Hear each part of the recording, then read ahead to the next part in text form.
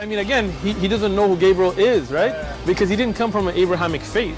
The people of Mecca were pagan. The Quran has mentioned if this book was from other than God, they would have found in it many contradictions. If a book is without contradictions, that has no bearing on whether it comes from God or not. I've had phone books that are inerrant, but I certainly don't think God gave them. That we believe without understanding. The brother asked a very important question, that most of the scholars say that listening to music, watching movies, and most of the television programs, they're haram. So how can we have fun? Let me tell you, brother, at the outset that having fun is permitted in Islam as long as the fun is halal fun. That the standard narrative has holes in it. The Prophet tells us because Satan or the devil sleeps over our nostrils. Those who oversleep and not pray Fajr on time, Satan urinates in their ears. I really do think Jesus was crucified and that he really was dead and buried. He thought that he was a son of God in the sense that he was specially chosen by God. I think Jesus really did think he was going to be the Messiah, the future king of Israel. I mean, that is, after all, why they crucified him.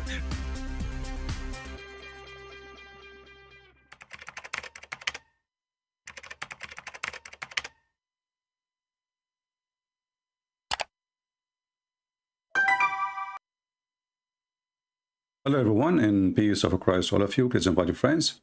And as you see today, our chat is closed because we don't want to give YouTube any excuse to any excuse. You know what I'm talking about. You know the thing. So, I know many, they like to come and chat, but this is really not my interest. Our interest here is to learn. You know, I saw many videos made by Muslims. As an example, our sister Ali Dawa, she made a video saying that Islam is against homosexuality. And, the Muslims, they keep saying that, but in reality, there is a huge number of homosexuals in the Middle East, specifically in the center of Islam, Saudi Arabia, Kuwait, Bahrain, Qatar. The caliphates, if you have my book, Sex in Allah, you will see that all the caliphate, all the family of Muhammad, almost the town of Mecca, they were homosexual. Homosexuality was very part of the lifestyle of the Arab in the Arabian Peninsula. So what this is about, Islam is against homosexuality. And if the Muslims are against homosexuality, so why always they vote for Democratic Party? Why Muslims they vote for Joe Biden? Why Muslims they vote for the one who want to do abortion? Why they vote for somebody sponsor 100% homosexuality? So you are against it, but you vote for it? I will show you some examples of Muslims who try to justify what they do from both sides. Muslims who they are homosexual and Muslims who they are not homosexual. And how the Muslims who they are not homosexual try to refute those who they are Muslims homosexual. Contradictions have come to govern my life. As a queer person raised Muslim, contradictions of belief systems almost tore me apart. And my mother, more than anybody I know, has embodied the contradictions that follow me everywhere I go. In the same breath, she is the most vociferous critic of my gender nonconformism, as well. All right. If we go, we will find tons of those videos posted by liberals, for sure, of Muslims who they are gay, and they are explaining that Islam is not against homosexuality. Actually, I found a video which summarizes a bunch of them. Instead of going and watching one by one, we can, a few of them. So this is a video, but they put like let us say a fog in the top of the video, so you don't see the person. And they want you to see the person. The Muslims, they are trying to protect Islam. So here the argument is Muslims saying, Gomorrah is a story about a town that was doing horrible acts of rape, acts of incest. Not a condemnation of same-gender loving relationships. It wasn't homosexuality that these people were involved in, it was acts of rape.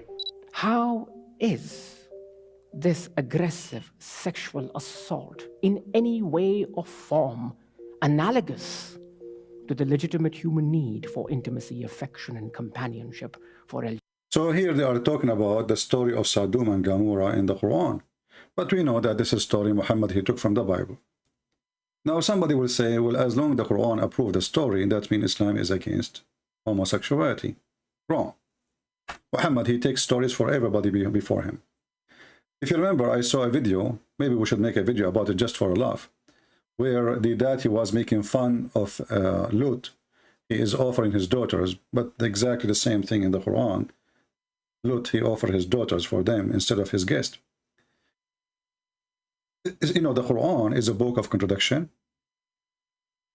Islam is a religion of contradiction, and Islam is a religion of confusing. So if Islam is against homosexuality, then how Muhammad himself, he practiced it?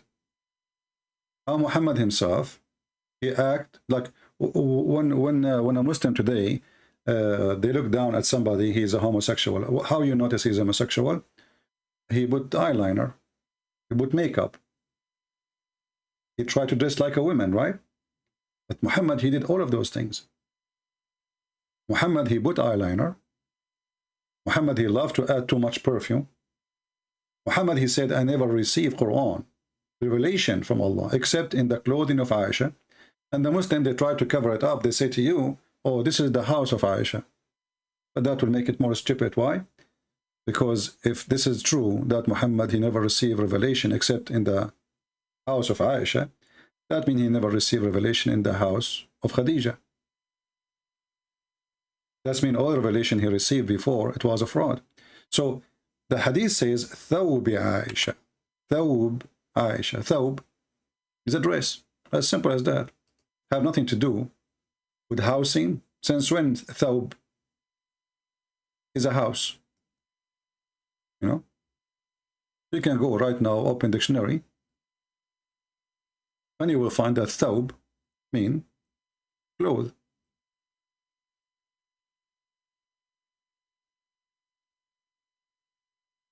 And each time the word thawb appear in the hadith, you will see it says clothing, garment. You see garment, clothing. See, this is the same word, thawb, thawb, thawb, thawb, thawb. The second you say that Muhammad was receiving Quran in the thawb of Aisha, the Muslims, they say this is not the clothes. This is the same word appear all over the hadith. Thawb, thawb. Thawb. See it? The one in black, the dark one. But the second you say that the Prophet said to his daughter, it is his fake daughter, by the way. And actually, this is a proof that Muhammad, again, he is, you know, he have a weird sexuality. He married his daughter at the age of 10. Not only he married Aisha at the age of 6, he married his daughter Fatima at the age of 10. And then she died at the age of 18. After Umar al-Khattab, he caused her death. But if we go and read the hadith, let us see.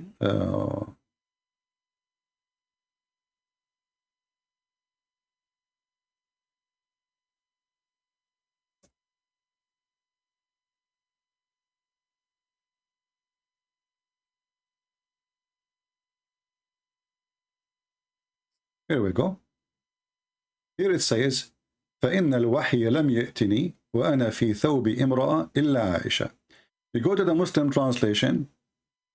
Here, imagine here they change even the word thawb. Suddenly it became a bed. Muhammad saying, I never received revelation except in the bed of Aisha. But the word thawb is thawb. You know, is a dress. And actually, there is one of those hadith in one of the versions, Muslim translation. The Muslims, by mistake, they translated correctly, and it says the cloth of Aisha. Let me see if I can find it.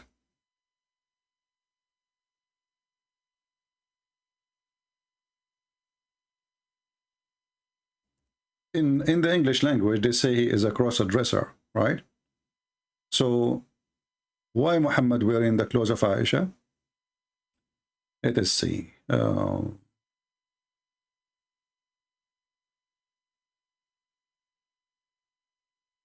just trying to find the hadith.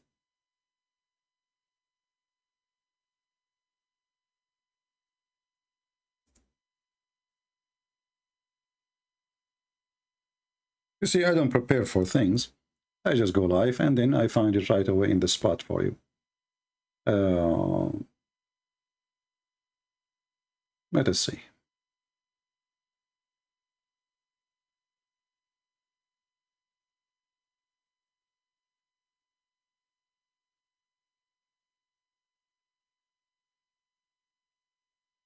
We'll try this one.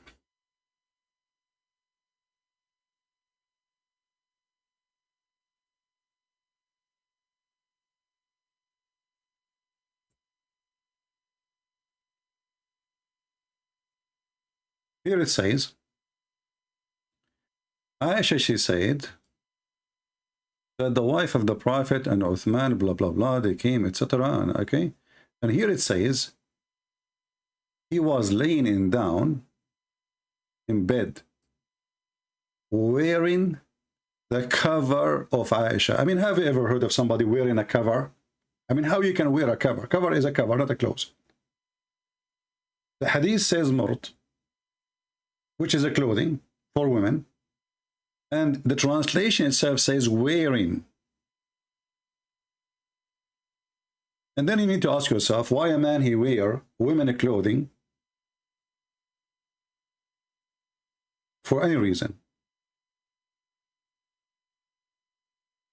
And not only that, the hadith here is, you know, showing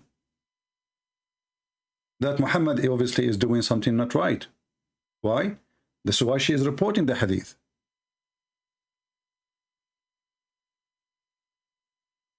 Muhammad wearing the women clothes, and this is a very wide clothing, because you might say to yourself, well, Aisha is, you know, small. This is like very wide, you know, very comfortable.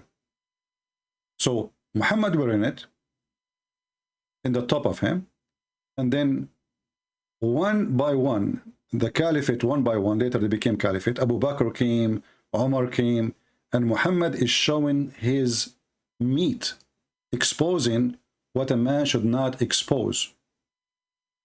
And Aisha, this is a different hadith, I will show it to you. And Aisha herself is sitting in a way, you know, should not be exposed to strangers. So if we read together here, it says, he gave a permission to Abu Bakr. Abu Bakr is the father of Aisha, so no problem. He entered. He was like that what? What is the problem? He was wearing the clothes of Aisha. Why that need to be reported if it was not something abnormal? Why Aisha says he was like that? And then Umar, he came. And Muhammad was still like that. So Umar asked for permission and he entered. And he gave a permission, he entered. And he was like that. And then when Uthman, he came, Muhammad, he told Aisha to cover herself up properly, which means Aisha, she was exposing her meat, her skin.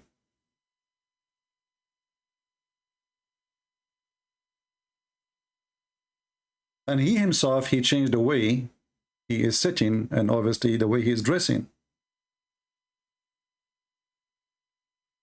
But when Uthman came, Uthman, he adjusted the way he is sitting and asked Aisha to adjust her covering, to put cover, to cover herself.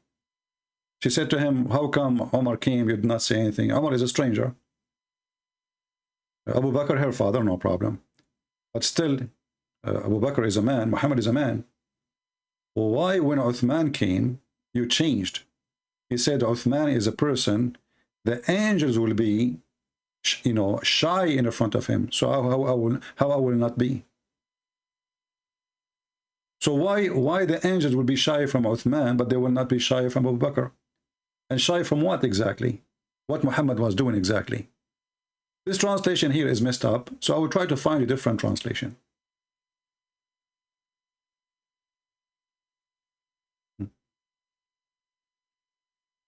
Okay, let's see this one.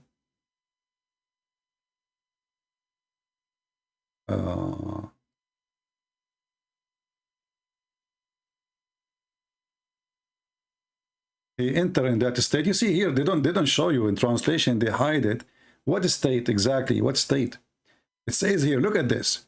He was laying down in the bed, covered with the bed sheet. Look out at the lies. Suddenly now it's covered by the bed sheet. In the previous translation, he was wearing.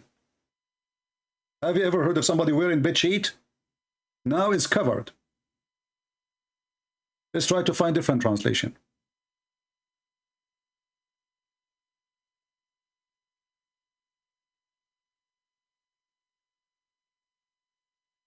And look, here in Arabic it says labisa, labisan, labisan, wearing. The Quran says وَأَنزَلْنَا عَلَيْكُمْ لِبَاسًا وَرِيشًا. Libas is a clothing. This is not a sheet. So here it says the same. Muhammad, they enter upon him, and here it says, look here, they exposed themselves. They made a mistake. Decency is a mistake in Islam. It says here he was laying down in the bed wearing Aisha woolen shirt. Do you see it?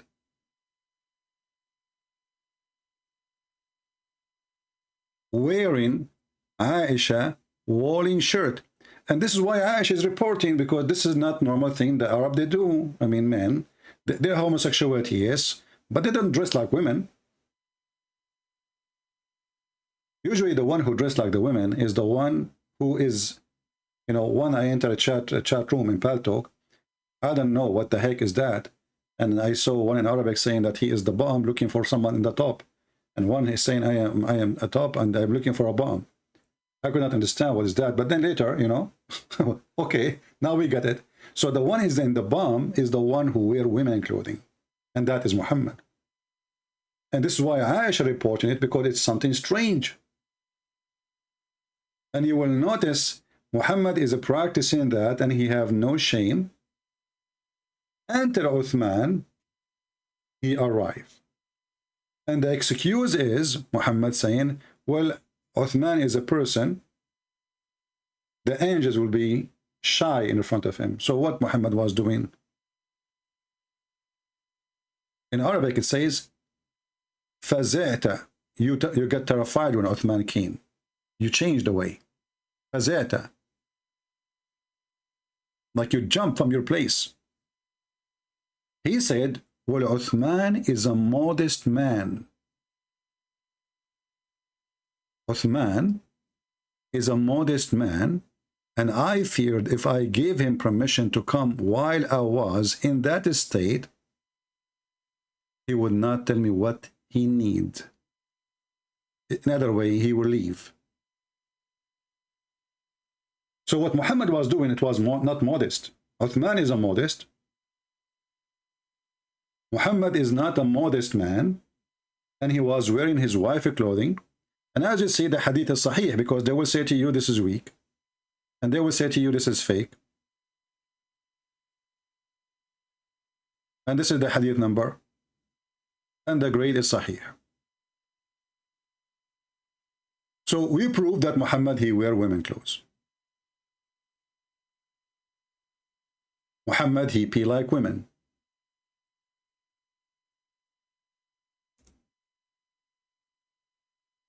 Why? Let us find the hadith.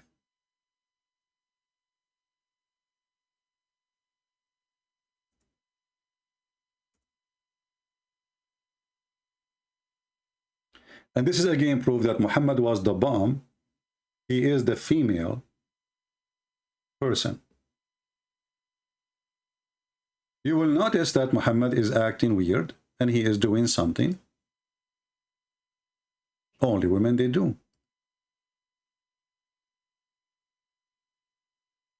This is Sahih. This is Sahih. This is Sahih. All of this is Sahih. Okay, what is Sahih? Muhammad being like a woman. He always be like women. He never be like man. Very rare Muhammad is being like a man. Look what the hadith is saying. This is not me. Abdul Rahman, blah, blah, blah, reported from. He came out, blah, blah, blah, blah, okay, and then he says, and then he urinated. Then we said, look at him. He urinating as women does. What does that mean exactly? Muhammad, he sat down when he urinate. He never urinate standing up. He have to sit down. He left his dress and he urinate. Is that a coincidence? So now we have him wearing woman clothing, and now we have in him being like women, and you will see that the men there, they were like, they are the one is surprised. I mean, those are his people, and those are the Muslims.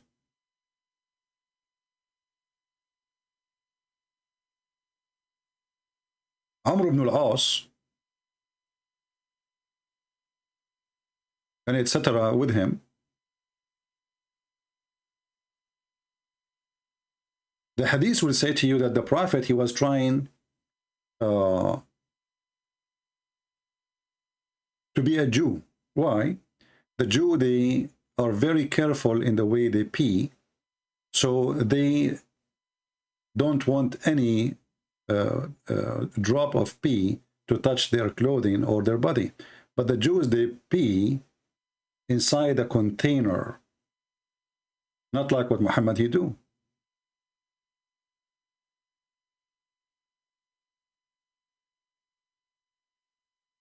They get a container and they pee in it. It's like today, you know, when you have those new standing pee in the wall for men. So they have a container. This way the pee will be contained and will not split all over. But if you sit down, that will not make the pee far away from you. Actually, it's going to return more to you because you are so close to the ground. So why Muhammad is peeing like a woman? No explanation. This is there. They are trying to give you their opinion. Why they are trying to do that? Is he trying to copy the Jews? But the Jews don't do that. He pee like women. And this is Sahih Hadith.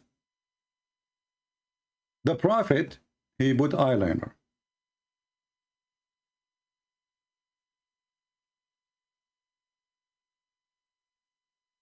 In the old days, eyeliner is used for as a medicine. If somebody have a problem with his eyes, but this is as a medicine. You don't put it all the time.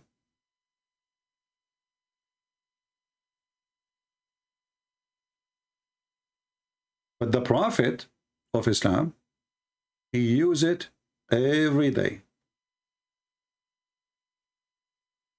And let us find some hadith.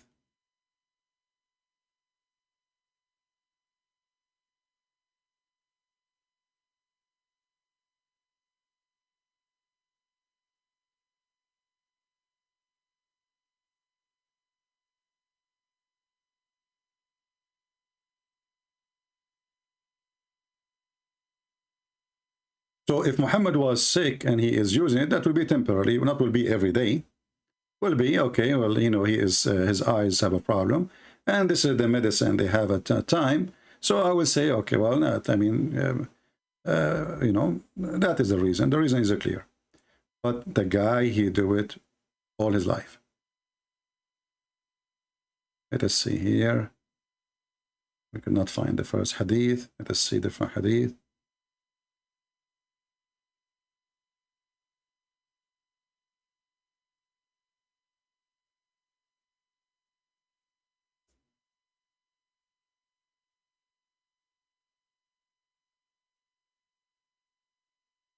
And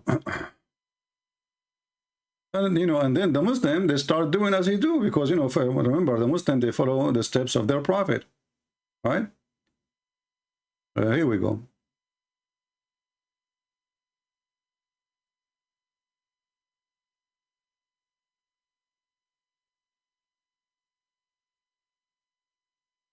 Ibn Abbas reported that the prophet saying, apply an autonomy, for it is clear the sight and make their grow. Make hair grow. Listen carefully. Muhammad is using the eyeliner to make the eyelashes, if I'm saying the word correctly, grow. Muhammad, he liked to have a pretty eyelashes. He wanted to grow. It to clear your sight and make the hair grow. And he asserted that the prophet had a aquarium case from which he applied every day in each eye 3 times. 3 times a day, in the morning, noontime, and afternoon. So Muhammad, he want to keep the eyeliner always in his eyes. Always. It's a must. To make his eyes look nicer, and he claimed that will grow the eyelashes. Well, isn't it what this woman they do? And why a prophet of God, he need to put eyeliner anyway? Why he care even for such a thing?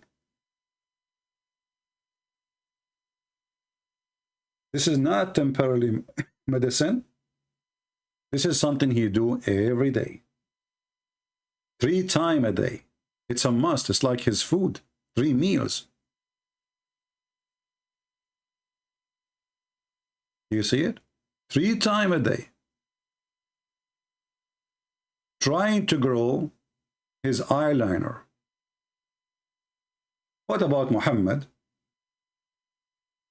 Shaving hair body. You see, for some in the West or some other places, men, they do shave their body hair, and it's not a big deal for them. In the Middle East, this is a big shameful thing to do.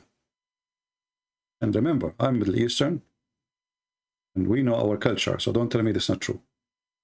That's why I was laughing at maybe hijab when he shaved his chest, if you remember. He have videos of him, he have hair in his chest. When he went to the Chinese embassy, he took off his t-shirt, there's no hair there.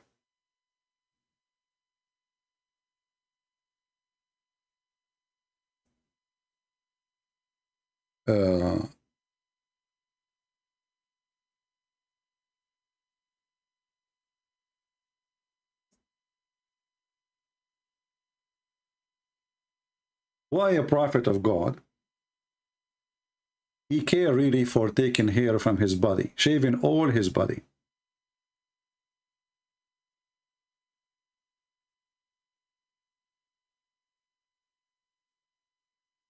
Let us see.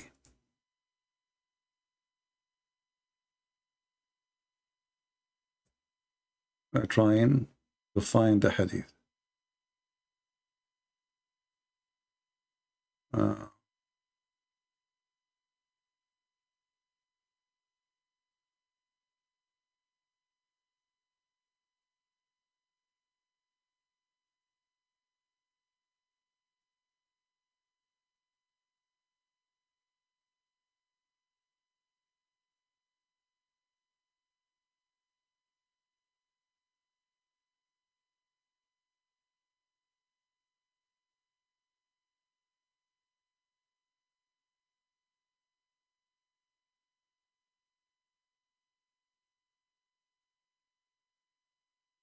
I hope you are being patient with me, because as you see, we are trying to find reference in the spot.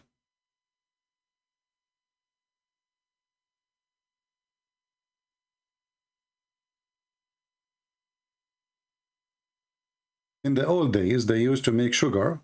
You know, they make sugar from syrup, anything. And until now, actually, women in the Middle East, they use sugar. They add with it some substance like lemon, etc.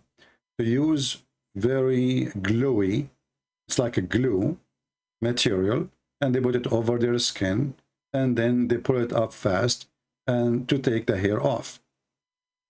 In the hadith it says that the Prophet he used an nawra, so he shaved his body from the hair. And we are trying to find the hadith in English, otherwise we have to use the Arabic one. Until now we did not find the hadith. Here we go, we found one.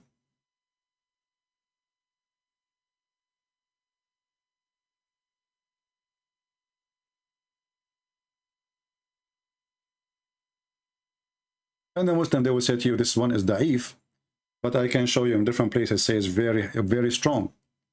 It was narrated from Salama, the wife of Muhammad, that when he would apply it, apply what? The chapter of applying hair removal, chemical. He began with his private parts, coating it with hair removing chemical. And then he will do, his wife, she will do the remain of his body. So Muhammad, he shaved all his body hair, totally. Again, as I said, this is for Middle Eastern, this is a shameful, even now. This is not like, you know, you might say, well, now Muslims don't follow Muhammad. Nobody do it in the Middle East. The second you do that, no woman will marry you. If a woman, she noticed that there's a guy, he is shaving his chest, no. There's something fishy about the guy. So why Muhammad is shaving all the hair of his body? Until now, we are talking about things, behavior of a person.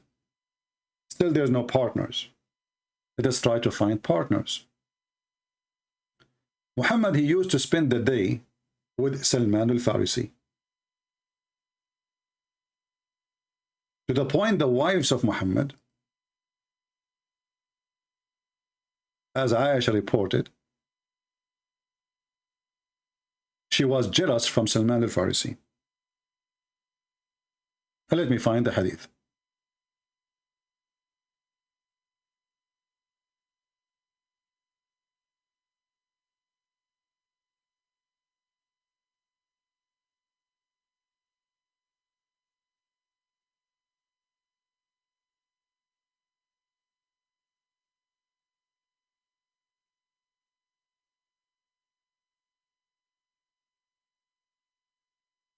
Let's see if we can find it here in English.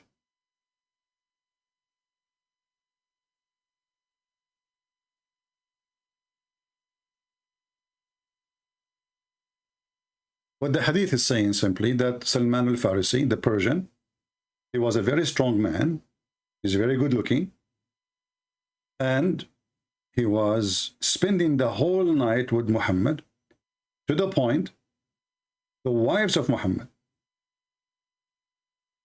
they were jealous for how long Muhammad, he stayed with Salman al-Farisi, and he stayed specifically all night. Let us see if I can find the hadith in English.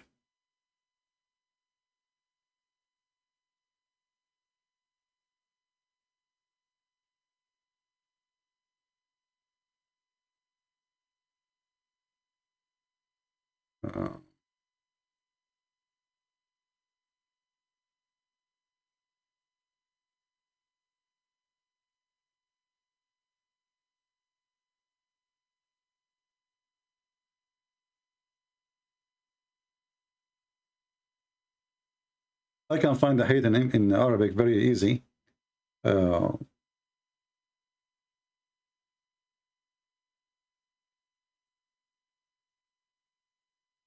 But we want the English one.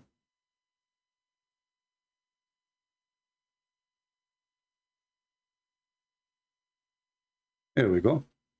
We found in Arabic, not in English, but it's okay, what we can do.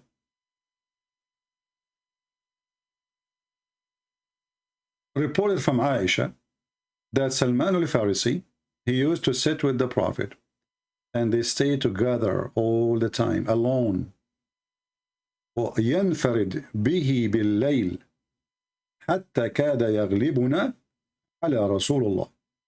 He spent all the night with him, even to the point he used to sit with him, which means Muhammad sat with Salman al-Farisi more than he sat with us all night. All night. Let us use Google Translation. This is the book. This can be found, this hadith, in the Sunni books and the Shia books, and this is a Shia book. It's called Biharul Anwar. This is equal to Al-Bukhari for the Shia. Volume number 22, page number 291. Let us translate to English. Actually, 391. 391 here. Okay, the page number. And here it says, from the authority of Aisha, she said, Salman al-Farisi, he used to stay with Muhammad alone. Translation is not too much accurate, but it's okay. Which he had alone with at the night until almost he overpowered us. So Muhammad, he spent his time with Salman al-Farisi all night. Well, somebody might say, well, what's wrong? They are friends. They are not.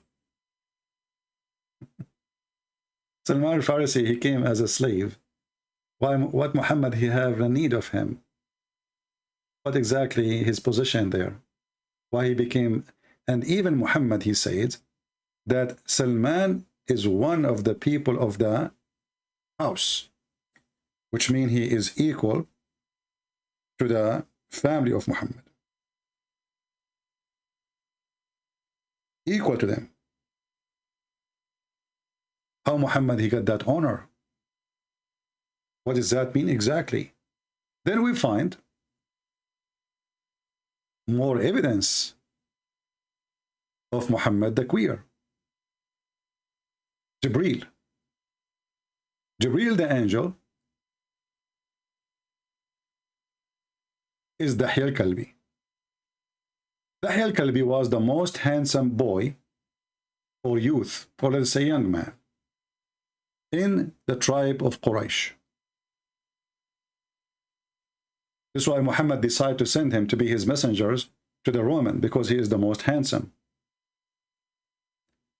But the funny is that Dahya al-Kalbi is a person he stay all night with Muhammad too.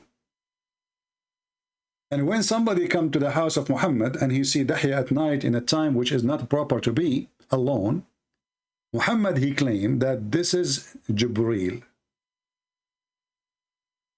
This is Jibreel. Ibn Abbas, he come to the house of Muhammad.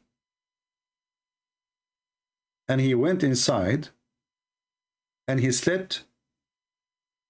He's a kid. He smuggled himself inside. Nobody noticed him. And here you ask yourself, I mean, how a kid he enter a room and Muhammad did not notice that he is in the room, even if you are like 10 years old.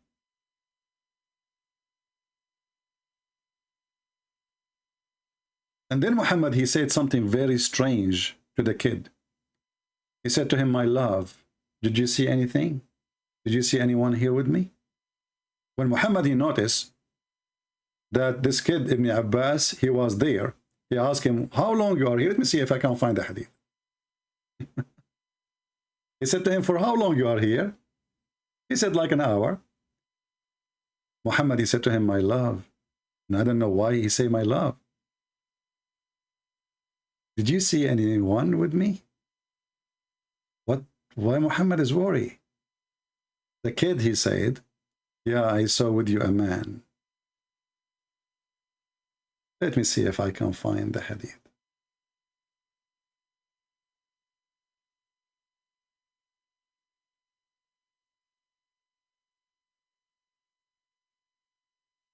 I will find it for sure, but the problem is to find in English. Here we go. Let us see if we can find it in English. Let me try. Let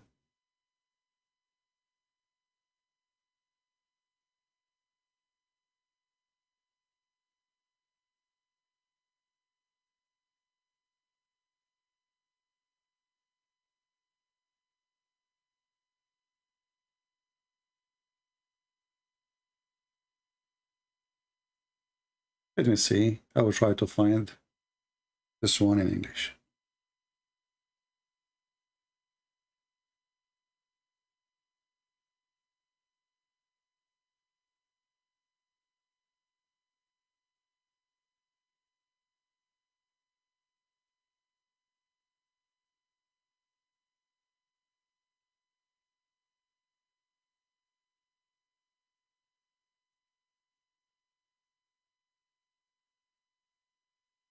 Let us see here.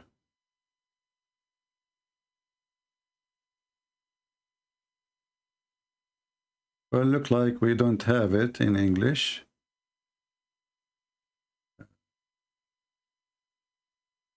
So we have to use Google Translation.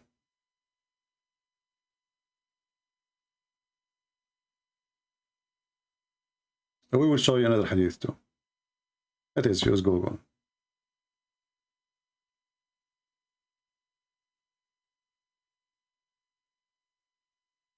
This is the name of the book. It's coming weird in English, but this is how it is. Page number 233 from At-Tabari. At-Tabari. Okay? So this is not a joke. And here it says, he mentioned that the vision of Ibn Abbas, which means Ibn Abbas, he saw Gabriel. How he saw Gabriel? He said he saw him twice. Where he saw him twice? He saw him in the house of Muhammad. It's mentioned that in the Tirmidhi, Abu Amr, he said that he saw a man with the Prophet. He did not know him. The Prophet, God bless him and grant him peace, said, "Did you see any man with me?" The translation is not accurate. The kid, he said, yes. Muhammad, he said to him, "This is Jibreel." And then Muhammad, he claimed that you will lose your eye vision. And the Muslim, they claim that this guy, when he almost died, he lost his eye vision. But this is very normal. We are dying. So Muhammad claimed that if you see Jibreel, you will become blind. But nothing happened to this kid. And now the Muslim, they're saying, at the end of his life, the guy, he lost his vision. But let me find you something more about this.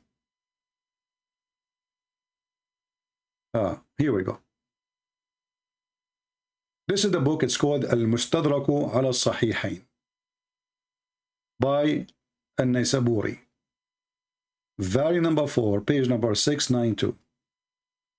Hadith number or chapter number 2570 and hadith number 6341. 6341. So now what we would do, because we don't have English translation, we are going to use Google Translation as usual. And by the way, this is a Sahih hadith. Translate. So here it says that Abu al-Abbas, he sent his son, which means the son of al-Abbas. He sent his son to the Prophet, and then he slept behind him. Why the kid is sleeping behind Muhammad? The kid, he went inside, he slept behind him. That's mean Muhammad is sleeping. Or he's laying down. Because how you sleep behind him? He slept behind him, and a man was with the Prophet. And then Muhammad, he said to him, "My love." Did you see anyone? The translation here is not coming correctly. So, and the man was with the Prophet, and the Prophet, he said to him, "My love, not my family. Did you see anyone with me?" He said, "Yes, I saw a man." He said, "Oh, okay. This is Gabriel." In different hadith, Ibn Abbas, he says that he saw someone look like Dahya al-Kalbi. So it was Dahya al-Kalbi for sure who was there. And then Muhammad, he said to him, this is Gabriel. He did not admit that this is Dahya al-Kalbi. I mean, why in the world the angel Jibreel will come in the look of Dahya al-Kalbi? You tell me the reason. What is exactly that? And Ibn Abbas, he saw Dahya al-Kalbi. Muhammad, he claimed this is Gabriel.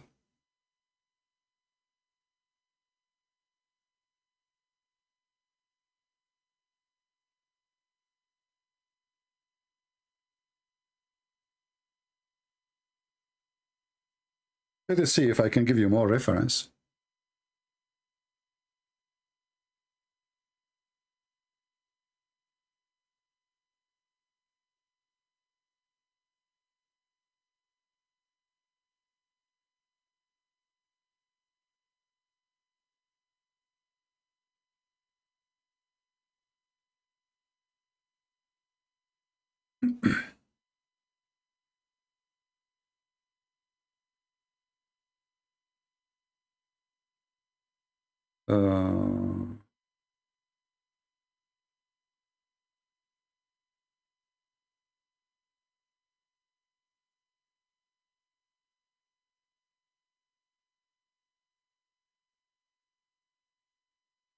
I mean, there is endless reference. You know, we can show really tons and tons. Let's see.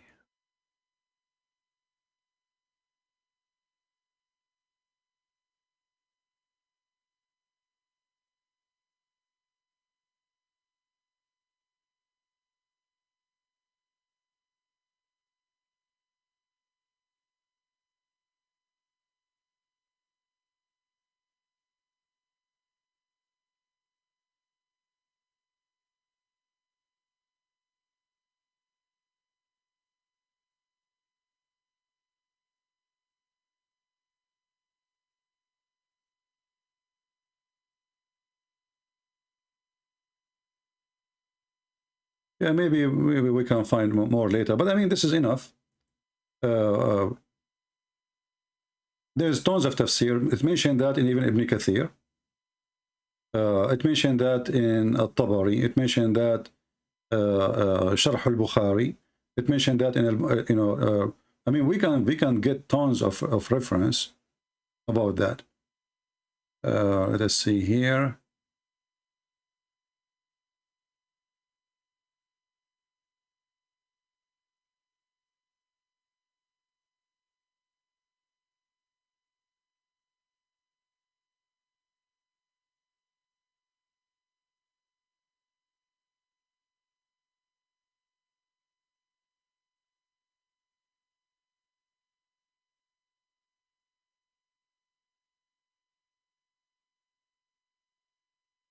See, I have to read the whole book to find exactly what, it's not easy as some people think, like I just go and find it in 2 seconds. Like I remember reading it, but what exactly, what page, this is the issue, like it's not that easy, even though for you get the reference in 2 seconds usually, but it's not that easy really.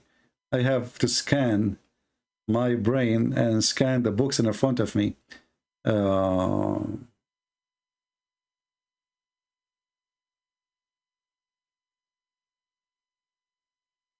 But anyway, as you see, Gabriel, he come in the image of Dahya al-Kalbi. Muhammad, he spent the night with Al-Farisi. Aisha, she is jealous from Salman al-Farisi. But there is something more horrible.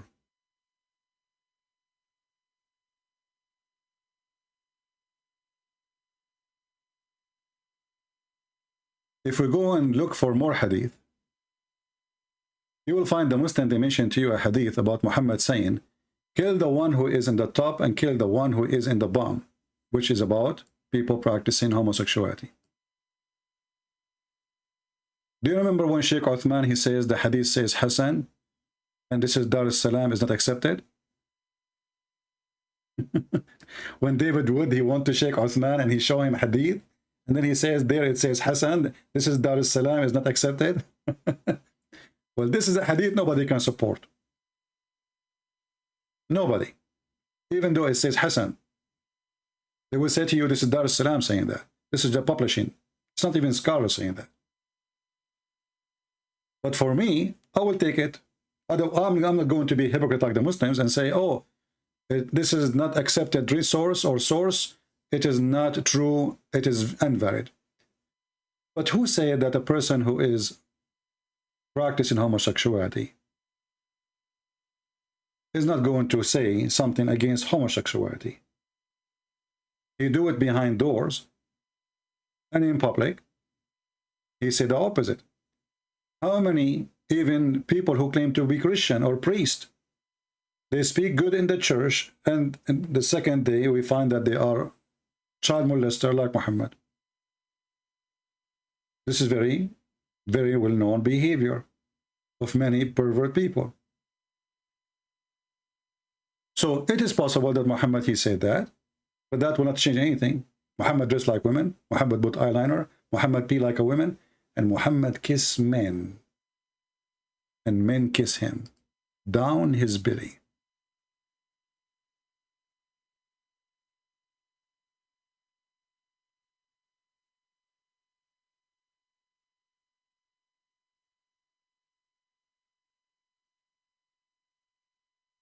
The hadith in front of us, as you see, it says Sahih. The Muslim, they will say Sahih for you in chain. That means Sahih. That means there's nothing wrong with it. It says here that a person, his name, he was from Al-Ansar. While the Prophet, he was talking to somebody, etc., some people. No, so somebody was talking to some people, and Muhammad, he came, and he started tickling him. He started tickling him from his behind and his ribs, down his ribs, with a stick. Then the guy, he said to Muhammad, let me do retaliation. Muhammad said, take retaliation. He said, you are wearing a shirt, but I am not. So the guy is topless. The Prophet then, he raised his shirt, and the man embraced him and began to kiss down his belly, not his side. Kashh is from the belly and down. And then he said, this is what I wanted, O Messenger of Allah. Imagine if we are talking about Abraham or Moses or any of those who they are known to be prophets. He come to a group of people, and then he start tickling a man to make him laugh. And then the man, he is not wearing a t-shirt. He said to Muhammad, well, I'm going to do the same to you, Prophet. Let me take retaliation. Muhammad, sure, go ahead. He said, but I'm wearing a shirt, you are not. Sorry, I'm not wearing a shirt, you are wearing a shirt. So Muhammad, he left up his shirt to the man.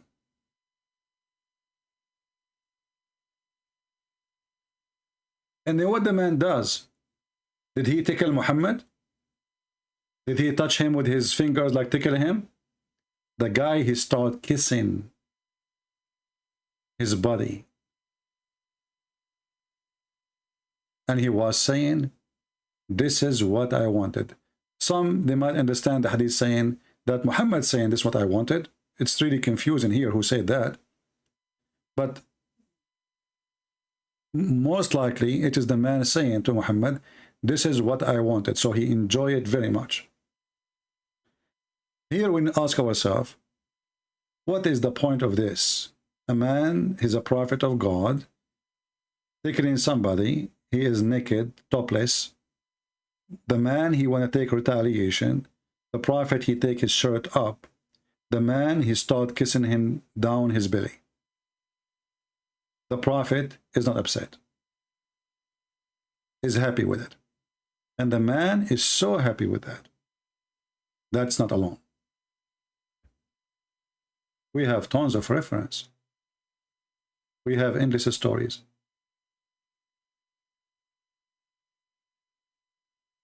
Let us see something else.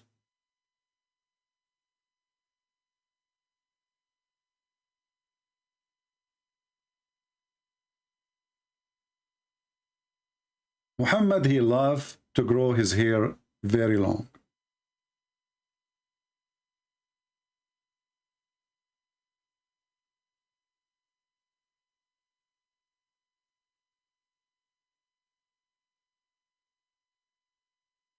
He cannot live without it.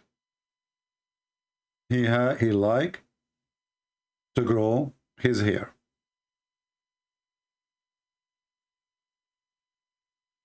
And he grew it so long.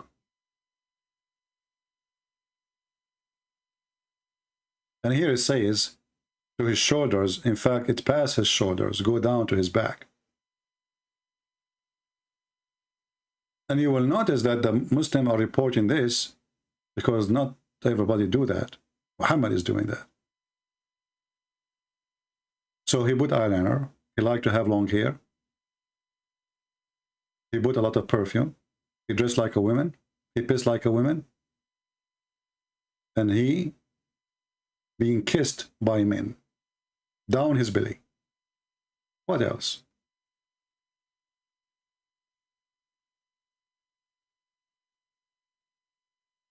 Let us see.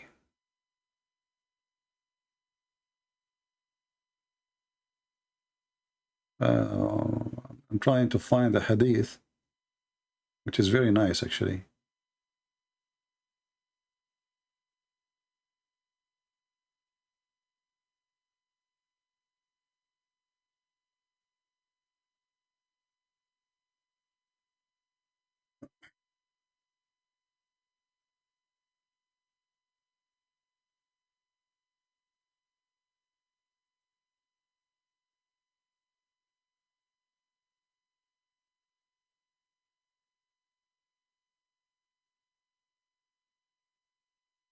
Later, when you download the video, you can cut the time we are waiting for to find reference.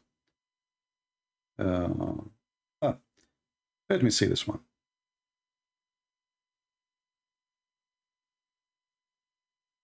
Muhammad is in love with Usama.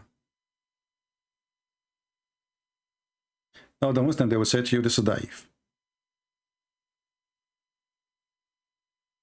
This is daif.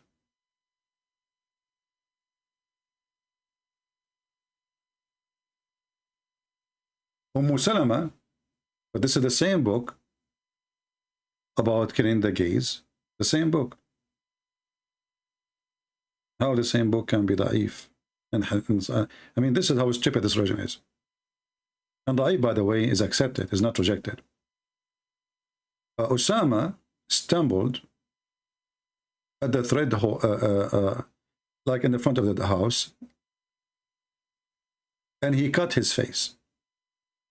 The Messenger of Allah removed the harm, between two brackets, the blood, from him. But I was repulsed by that. And he started to suck the blood and remove it from his face.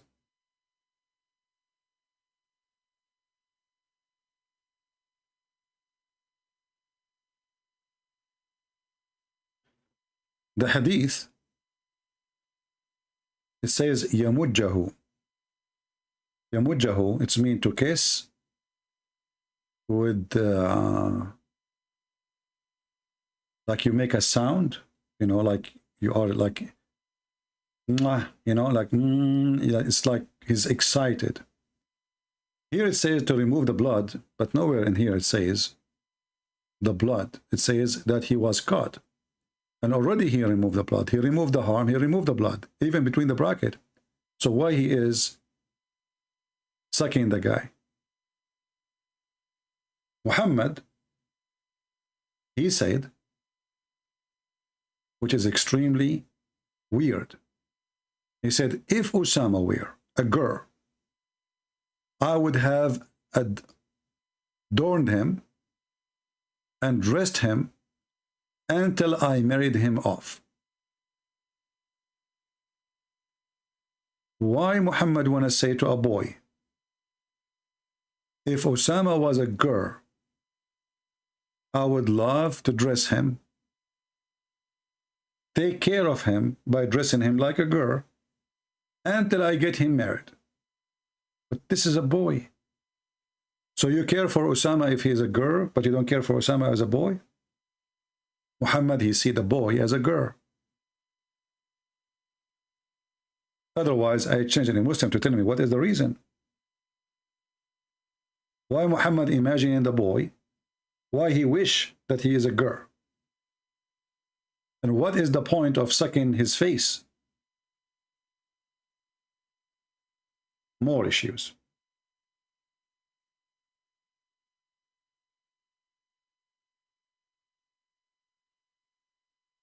If you are a person who can draw, you can draw.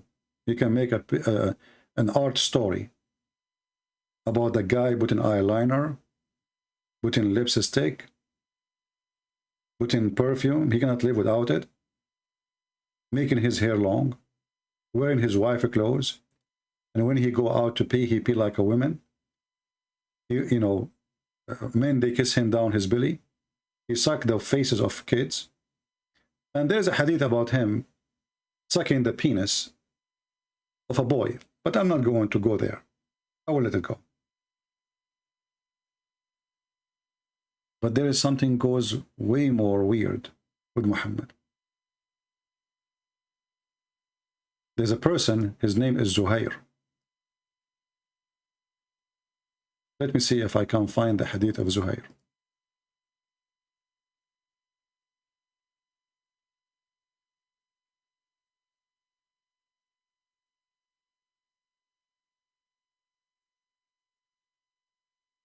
Zuhair.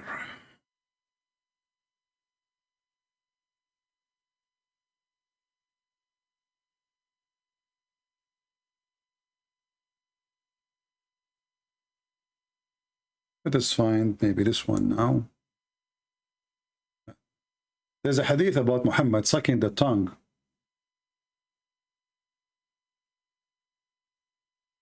of Ali. But I don't know if I can find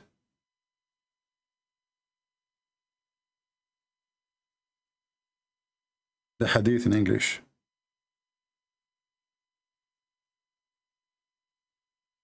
I cannot find it in English.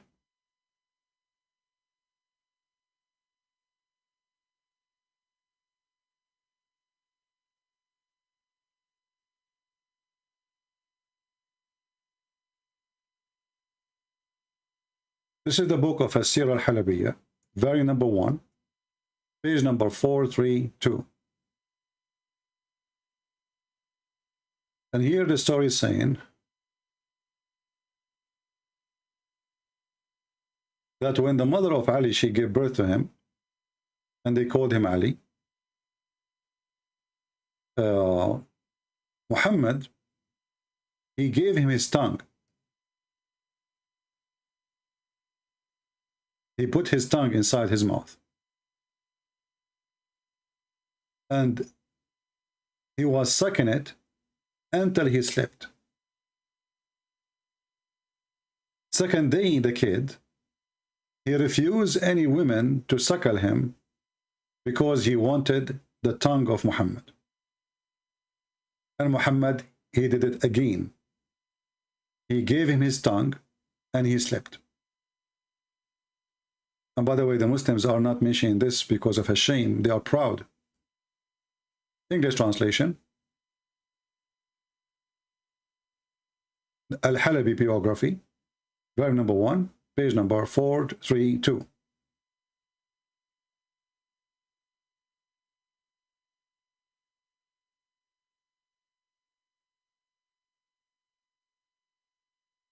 So he gave him his tongue.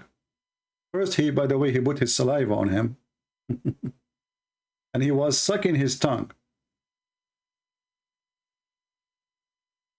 And then they say that Ali, he slept after that. And the second day, the same thing.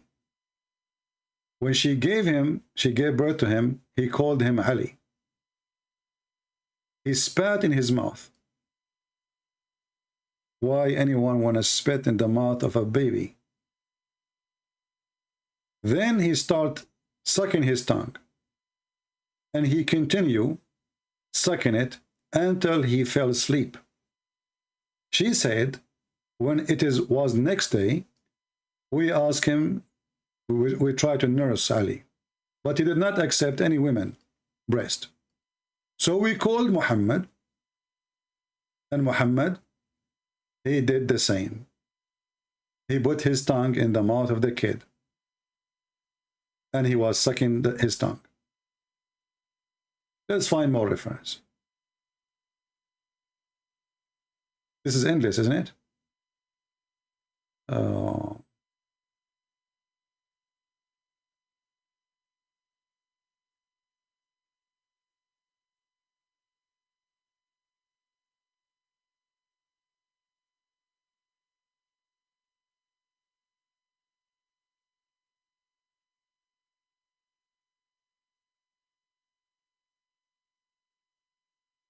Let's see if we can find here. I mean, we have more than enough about Muhammad, but let us go even for more. There's a story of Zuhair. Let me see if I can find it. I forgot. I mentioned Zuhair. I did not mention his reference. Zahir, sorry. Let me see if I can find the hadith in English. See, this is the problem. You know, what we have in English right now is almost zero compared to what we have in Arabic. But we can use Google Translation as usual.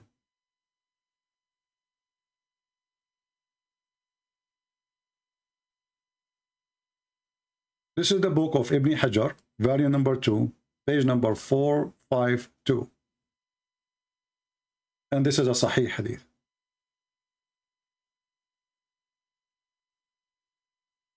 Those things will tell us the behavior and the tradition of what is called the prophet. His tradition is to be kissed by men, to rub their body against his body. So what this guy he did, he came to Muhammad, he turned his back to Muhammad, his ass to Muhammad, and he was rubbing his body with Muhammad. Let's read together. It says here, there's a guy, his name is Zahir. Let's see if this is a page we want. Okay, here we go.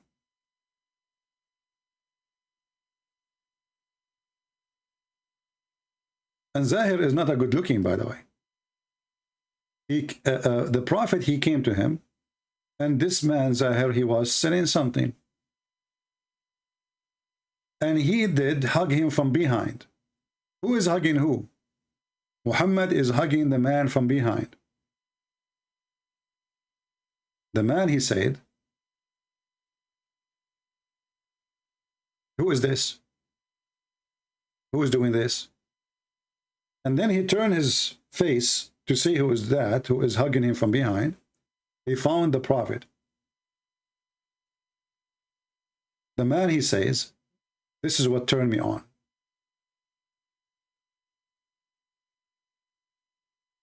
And then the prophet, he says, continue, supposedly he's joking. He says, who wanna buy a slave for me? He means this person who is he is hugging from his behind. And then it says here, وَجَعَلَ هُوَ يُلْصِقُ ظَهْرَهُ بِصَدْرِ النَّبِيِّ صَلَّى اللَّهُ عَلَيْهِ وَسَلَّمَ. And this man, he start attaching his chest, his body, sorry, his back, to the chest of the prophet. He's laying down, laying back on the prophet, like, you know, when a girl, she wanna play with her husband. And then he said to the prophet, do you think I am kased? Kased, which means nobody wanna sleep with me, nobody wanna buy me, you wanna offer me as a slave? Kased, kased, you can say it to a girl, she is not like a woman, nobody wanna marry her. So he's saying to him, do you think I am that kind? Let us use Google Translation.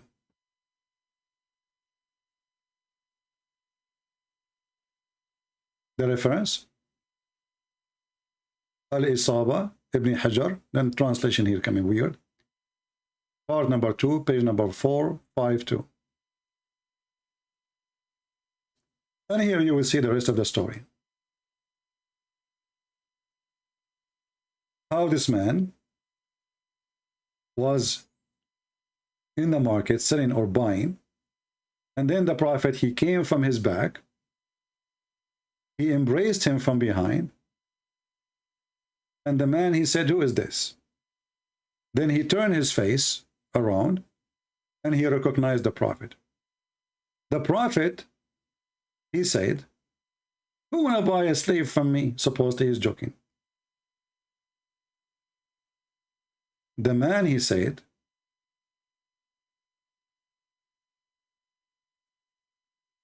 the translation here is really coming very weird. Do you think I am not like, as I told you, like Cass said, like he is, nobody want to take me, nobody want to have me, what's wrong with you? You know, I'm supposed to both of them, they are now joking. And then Muhammad, on this guy, he start rubbing his chest. I'm trying to find where the translation is gone in the English. I think the translation is coming really is gone.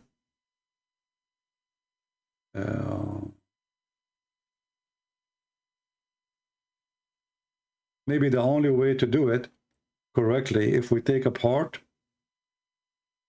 of the translation part by part. Let me use Google Translation. Give me a second.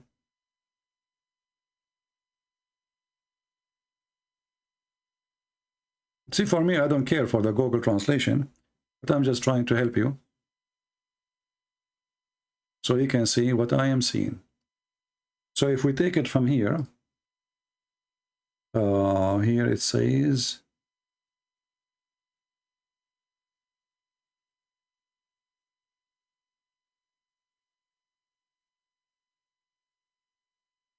because I'm really surprised how come the translation is not coming here. This part here says where he did attach his back to the chest of the Prophet. If you use Google Translation again, let's try again here.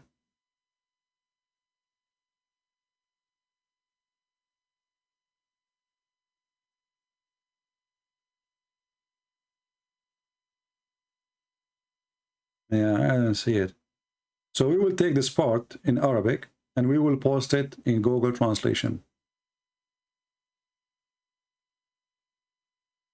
Here we go. See, when you take the sentence alone, the translation comes better. And he made him stick his back to the chest of the Prophet. Do you see it? So I just copy from the Arabic, which is not shown in the English translation when you translate the whole page.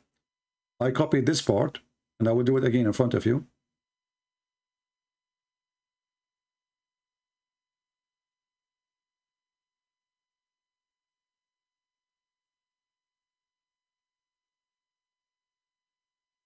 I did copy longer part of it.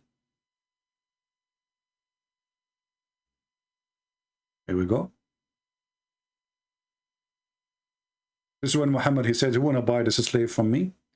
And he made his back stick to the chest of the Prophet. May Allah pray on him and pray for him. And he say, did you find me depressed to find somebody, a partner? The Prophet, he said, no, it's not alright. But here you ask yourself, what kind of a prophet of God, he go in the street and he hugged people from behind, and then the man, he stuck his body on Muhammad. Muhammad is still now in the back. All this conversation, Muhammad is still holding the guy from his back. The guy, he like it. Muhammad, he enjoy it. And the man, he lean his back all the way on the chest of Muhammad, which means he's making his head going in his shoulder. Is that a behavior of a straight man? You can say this is normal. For me, I find it very abnormal. A man is holding a guy from his back. That's normal for you. And then you stick your back to his chest and you lean your head in his shoulder. Is that normal? Are you used to it?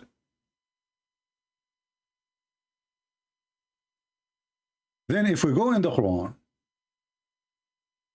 we will find that not a single time in the Quran it says to punish gays. Instead it's saying hurt them.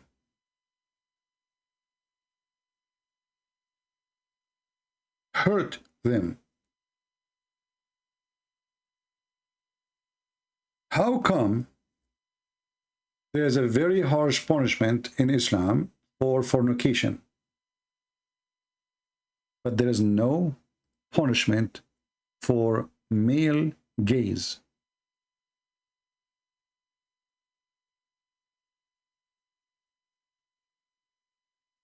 Those who do it, it says hurt them, and if they repent, you let them go. A Muslim might say to you, well, hurt them mean punishment. Let us see what is the punishment exactly we're talking about. This is a chapter 3.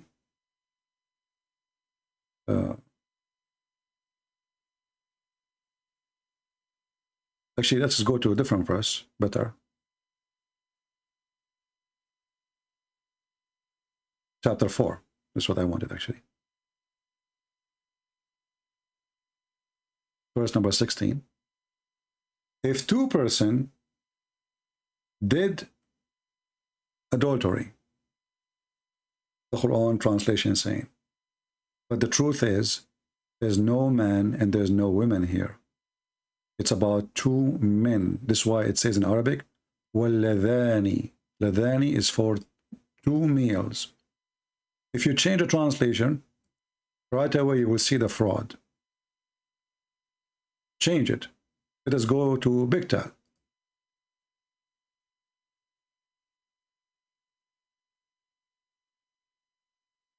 And if two of you were guilty, therefore, guilty of what? I mean, this translation is even more horrible. Change the translator. Mawdudi.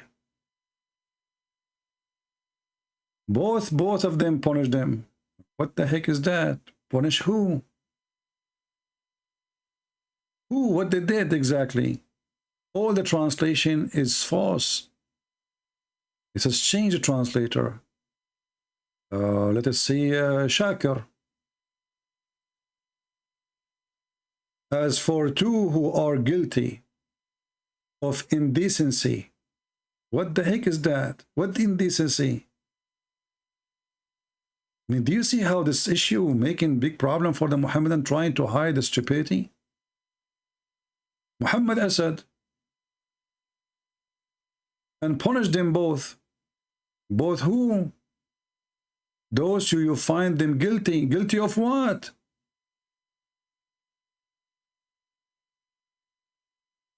What's wrong with the Muhammadan? Change the translator. Mubarak Kuki, whatever his name. If two persons among you commit illegal sexual intercourse, is that what it says really? We change him. Khattab, Khattab, the same. Let us go to the interpretation and you will see how they lie. Chapter 4, verse number 16. And this is the Islamic interpretation.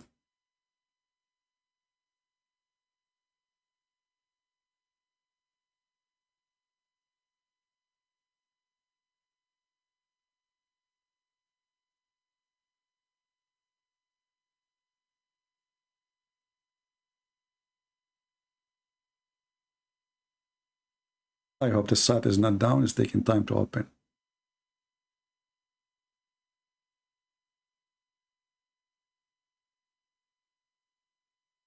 Here you will notice how the Muslims, they try to hide what they have in their books. Chapter 4, verse number 16.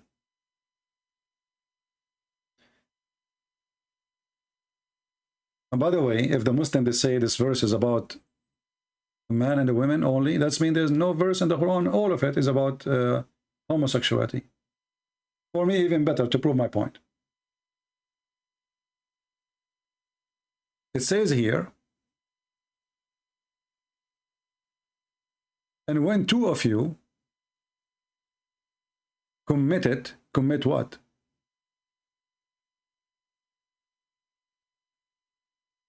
Adultery or homosexuality, intercourse. Punish them both with insult and beating with sandals. But if they repent for homosexuality act, just let them go.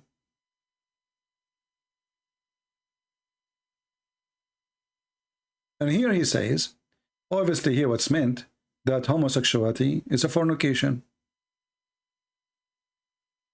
And what is the punishment for it? You beat them with your sandals. This is Tafsir al-Jalalain. We can go to Ibn Abbas. We can go to Ibn Kathir.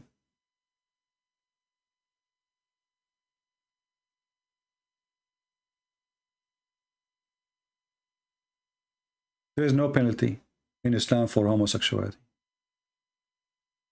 As you see, beat them with sandals. Beat them with sandals. Let us go to Ibn Kathir.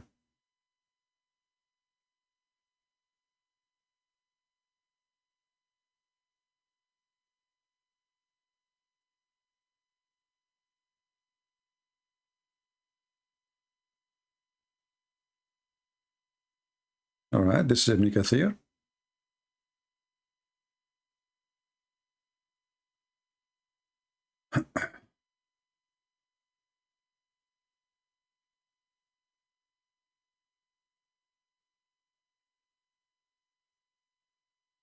Ibn Abbas said from Jubair, he said the punishment include cursing, shaming them, and beating them with sandals. And then here he says this is abrogated by stoning, but Muhammad, Quran never say anything about that. This is something later the Muslim they add. There's not a one time in the Quran it says you do punish homosexual. It says hurt. And how? Beat them by sandals. Why the Quran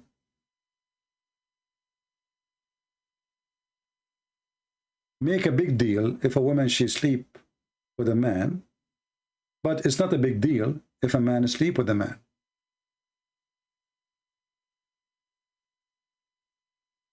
Why the Quran never make a punishment, harsh punishment as he do for fornication? If you are a single person, we will whip you back 80 times. Some they do 100 times. But this is a homosexual act. And what is the penalty? We hurt them by beating them by sandals. This is the order of Allah. Then the Muslims, after Muhammad he died, they claim that Muhammad he ordered to kill the homosexual. Why Allah never said in the Quran such a punishment? Why he did not add it? I find there is no solution for this except that Muhammad himself, he was a homosexual. And all his friends, they were homosexual. And he don't want them to run away from his religion. And he don't want to expose himself in the same time.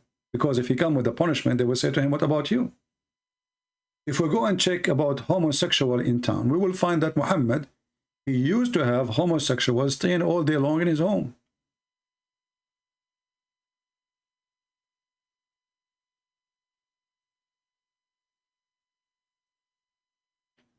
Homosexual in the house of Ali, homosexual in the house of Umar, homosexual in the house of the Prophet, homosexual in the house of every caliphate.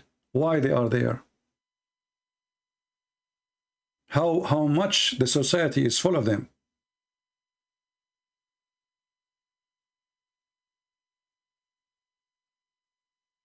Kick them out from your houses. But Muhammad himself, he have homosexual in his house. Umar, he have homosexual in his house.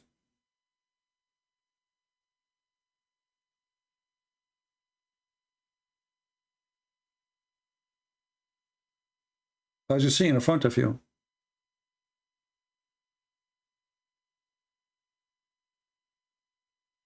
All those hadith says that there is homosexual in the house of the caliphate of Muhammad. They are all over the town. And this is a hadith we mentioned before, as long we are passing by, about a bunch of Muslims. They came to the Caliphate Uthman and they were complaining that the guy in front of them, the Imam, is a homosexual. And he is tempting them by his ass. So he said, the Muslim who came to the Caliphate, he said, we are afraid of being sinful in following him. Uthman, he said, well, prayer is the best of deeds. So do the good deed when people do good deed. And don't do the bad deed. Avoid it when people do bad deeds. But look what happened here. It says here, we are afraid of this guy because he's a leader of al-fitna. Fitna means temptation, trial, affliction, etc. So how in the world the Muslim, they are facing a trial, being tempted by a guy, he's a gay, just because he pray in front of them, unless they are gays too. How you can be tempted by the ass of a man unless you are a person who like ass of men? That's what the hadith is saying. They are afraid to be sinful, trials, affliction. And then the guy, he says, well, look like the caliphate, he is forcing us to pray behind him.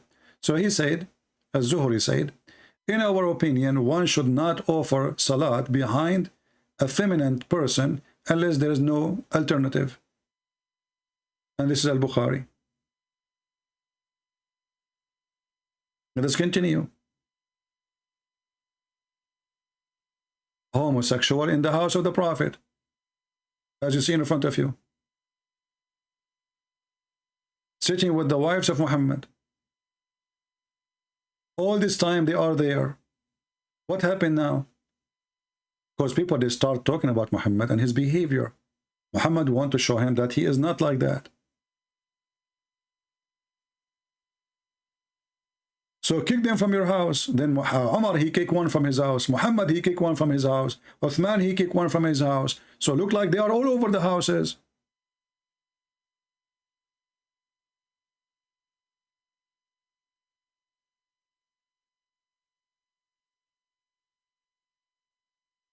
Shall we continue, or we have enough for today?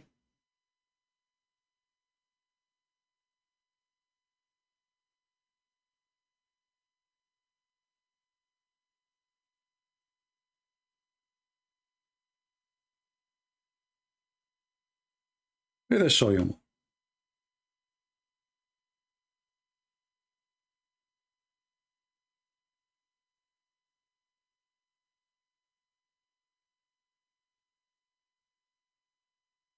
Let us go to Umar ibn al-Khattab, the most close friend to Muhammad.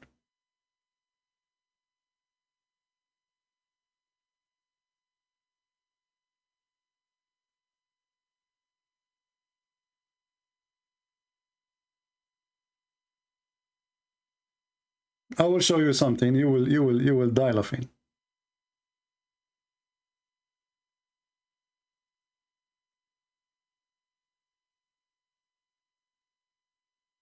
This is a book. It's called Fathul Bari. Ibn Hajar, very big, famous scholar. And Aisha, she asked a homosexual. His name is Anna. Can you lead us to a woman? But she is asking about a male, not a woman. Can you lead us? Let me see if I can find it here.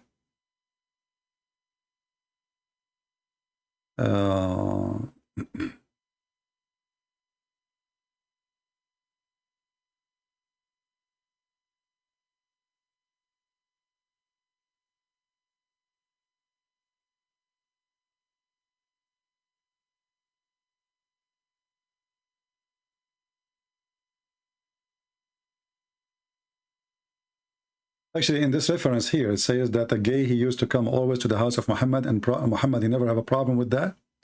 Until one day, a person, his name is Khalid, he said something very insulting. So Muhammad, he said to his wife, from now on, you don't let this guy to enter your house. And he called him Khabith, not because he is a homosexual, because he is like, you know, not a good person. He's playing games. He's saying lies. Let us see.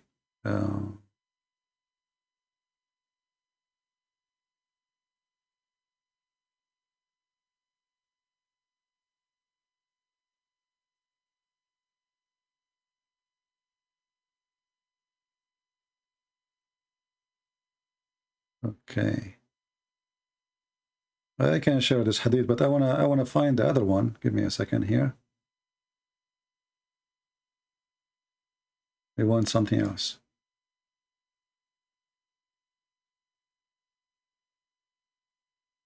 Very, very weird.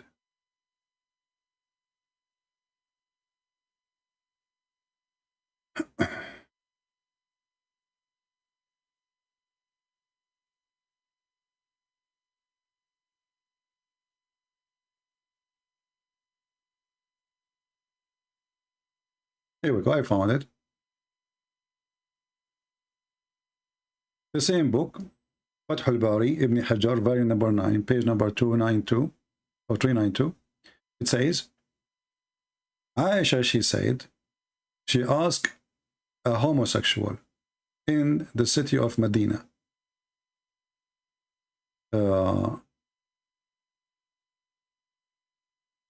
can you lead us to a woman so we can marry her to Abdul Rahman ibn Abu Bakr?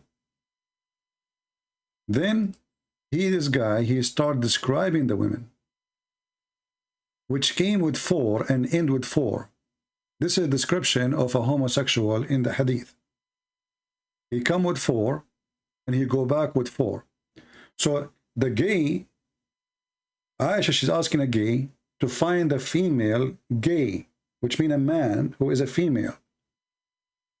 So he told her about a gay who is good for that, to marry him to, as a female, to this guy Abdul Rahman. Then the Prophet, he heard that. And then Muhammad, he told him, get out of the Medina to the Hamra, and there you live in that house. Let us use the translation, Google translation, peace be upon him. And now how we will find, where is that? This is the name of the book, page number 292, not 392, 292, volume number 9, Ibn Hajar.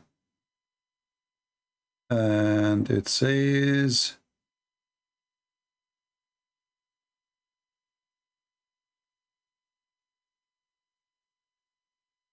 where to see,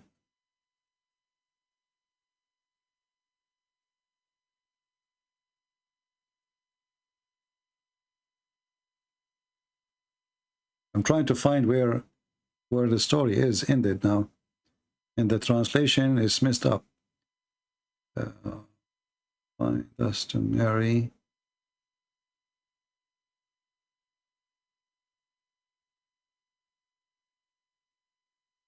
Let us search for the word Aisha.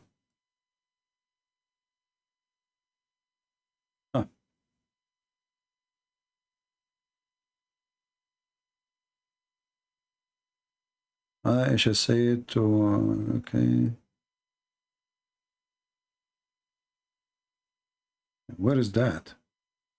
It's lost in the translation. I can't even find it. Where is, let me go back to Arabic.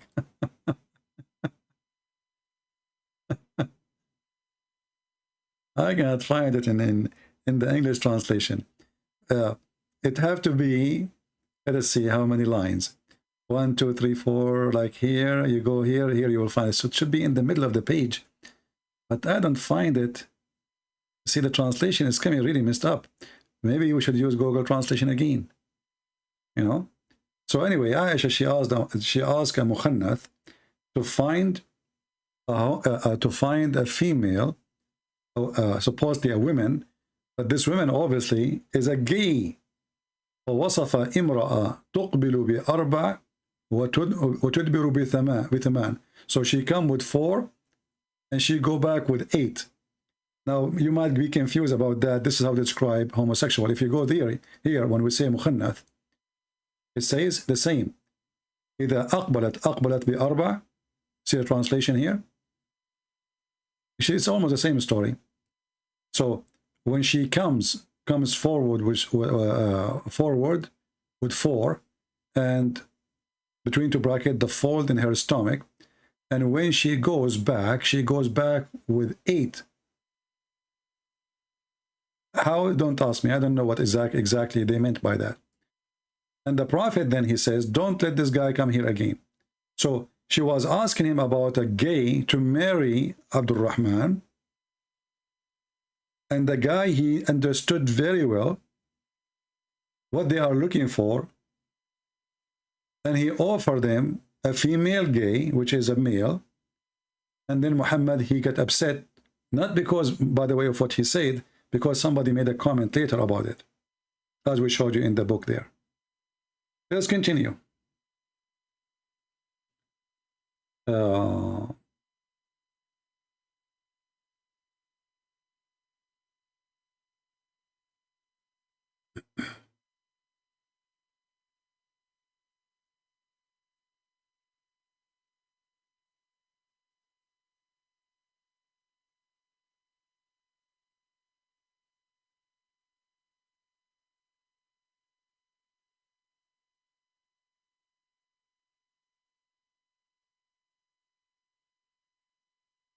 Look at this hadith I just found. In the book of As-Suyuti, we cannot open the website. Let us see. I found the website, but it says you cannot open it.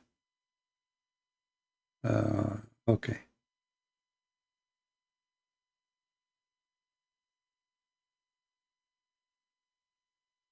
Yeah, it looked like a scam website.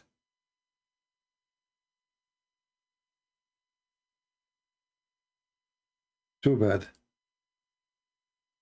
In this book here, it says that there was 5 people who they are very well known big gays, and one of them is Omar.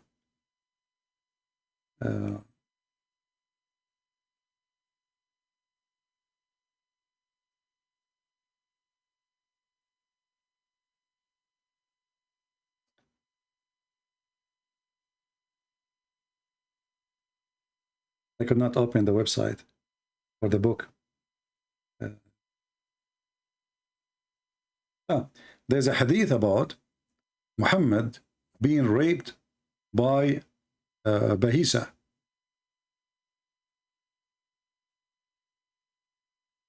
I forgot that one.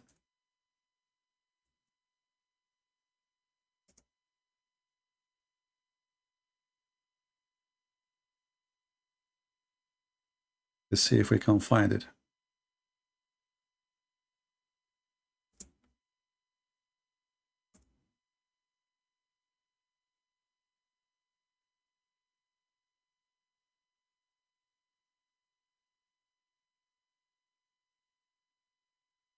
Maybe we can find this one in English.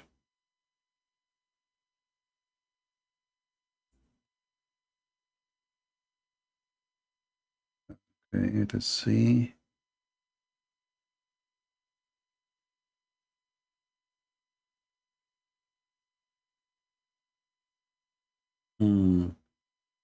Maybe we cannot find it in English. Let us choose the Arabic then. Let's see.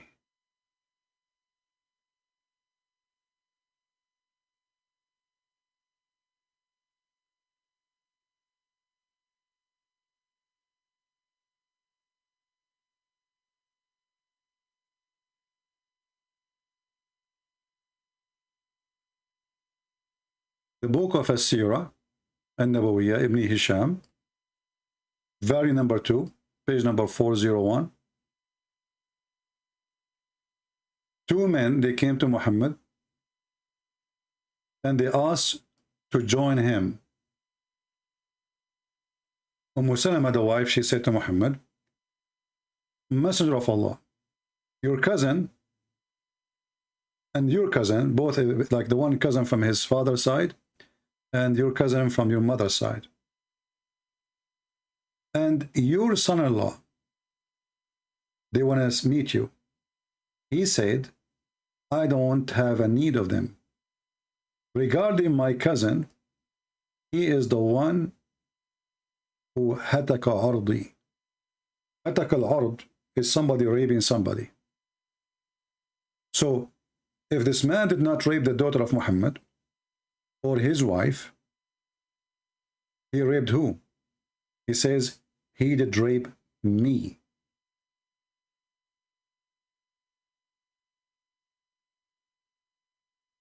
Google translation.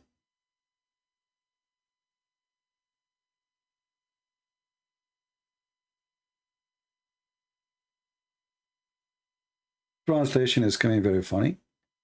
Here it says, you see, he destroyed my honor. Here, like, is my honor, the translation is coming bad.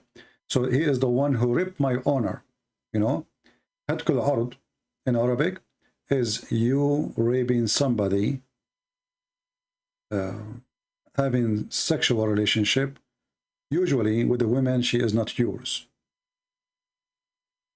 Doesn't matter who. A woman, she is not yours.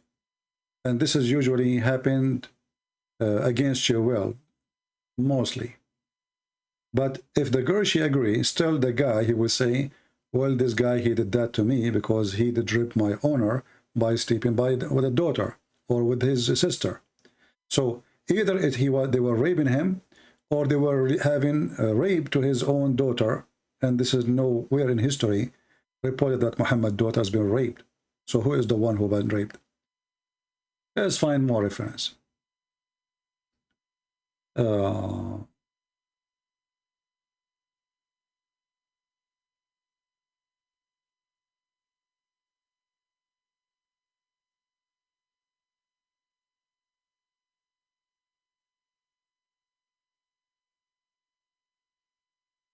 Let's see if we can find this one.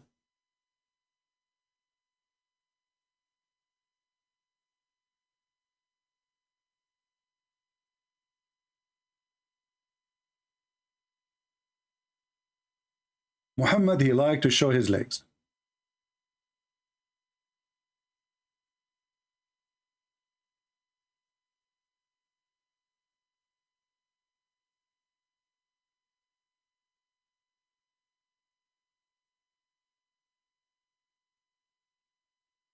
The Prophet, he was laying down in my bed, and his thigh is uncovered. Abu Bakr, he came. Muhammad, he did not change the way he is sitting. This is similar to the story about Muhammad was wearing the clothes of Aisha, remember? But now Muhammad is showing all the way to his, at that time they don't wear underwear. Remember that, there's no underwear.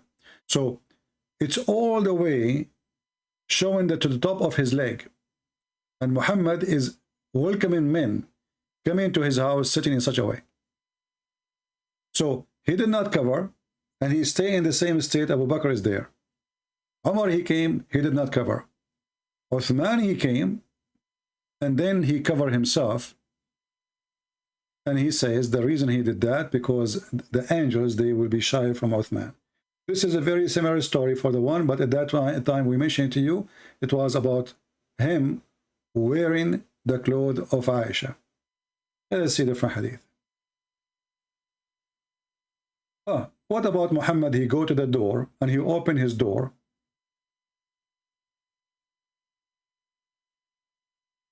And he is wearing nothing. Welcoming a man inside his house.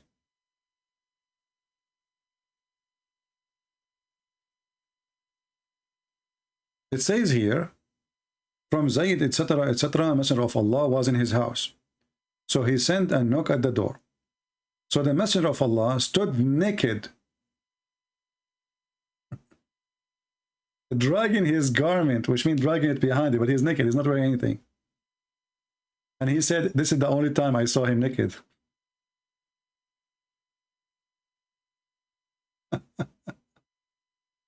And not only that, he hugged him and he kissed him.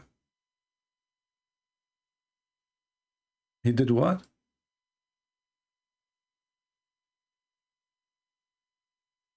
He's totally naked. He hugged him and he kissed him.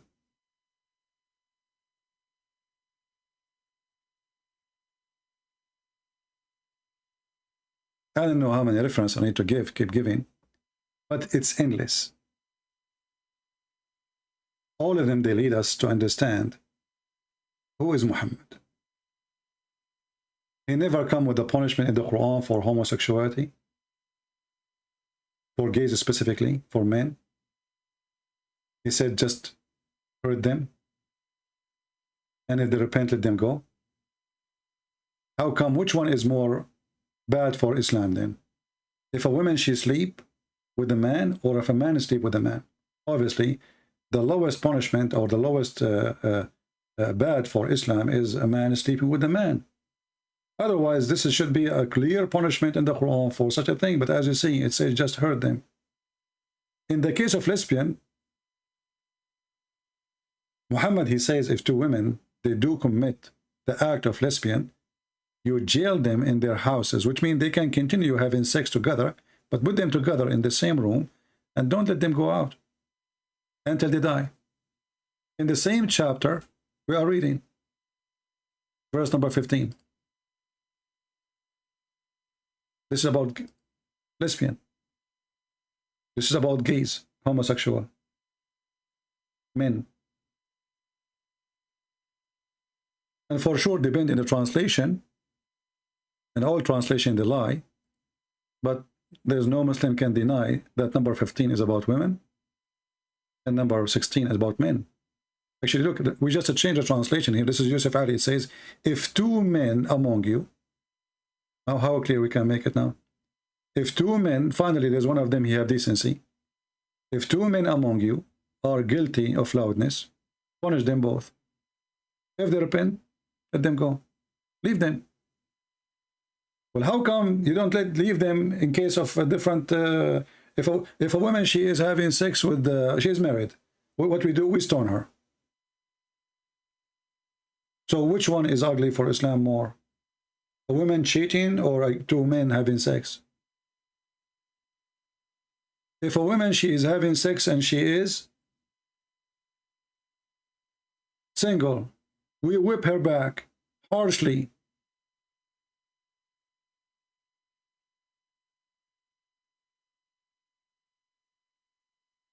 But if two gays having sex, we hurt them, we insult them.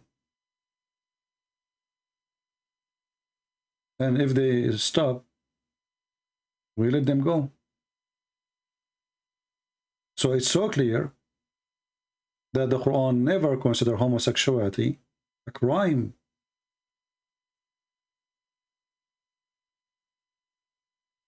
Otherwise, the punishment should be severe. And as you see, there's not a single time a punishment mentioned. But if a single man have sex with a woman, and both of them they are singles, we have to whip their back 100 times.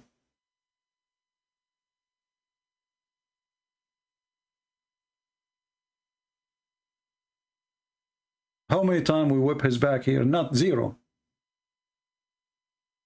How many times we whip the back of a woman? 100 times. So which one consider like a bad sin in Islam?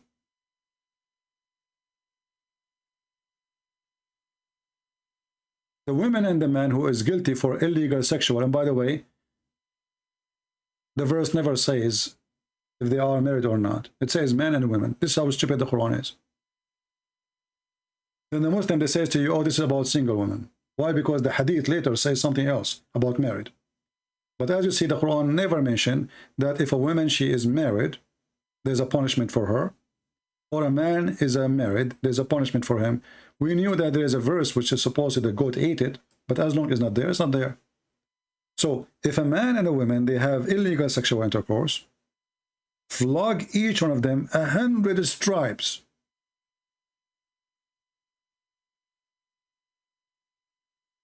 What is the penalty of a homosexual? Why Muhammad never consider it as part of his religion? If you say to me in the hadith, it says this hadith is not even sahih. And even if it's sahih, is Muhammad correcting the Quran? Or maybe because the Quran is a book of deception and the Quran don't dare to offend the society, because the society around Muhammad and Muhammad himself was a homosexual. Not a single verse in the Quran telling us to punish homosexual. The translation here in front of you says punish them. In Arabic it says فَآذُوهُمَا, hurt them. That is the punishment. How? We go to tafsir, we find beat them with sandals. Beat them with sandals. Curse them. Insult them. Shaming them. Beat them with sandals.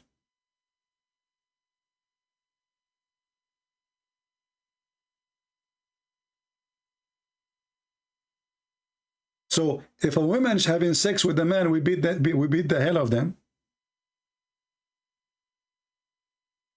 by a long belt made from leather, the one we beat the animal with it at that time. 100 times will kill you. Many people don't survive it. They die from pain. Unless the beating is done in Indonesia, where the sheikh, he was committing fornication, they were whipping him by a feather. Like, because he is their sheikh. 100 times. If a female and male had fornication, and a homosexual, the punishment for him is beat him with sandals. Curse him, shame him, which means you do not need to beat him with sandals, just curse him, shame him. Or throw your sandal at them. I don't know. In this case, I mean, a homosexual, he might get horny for that.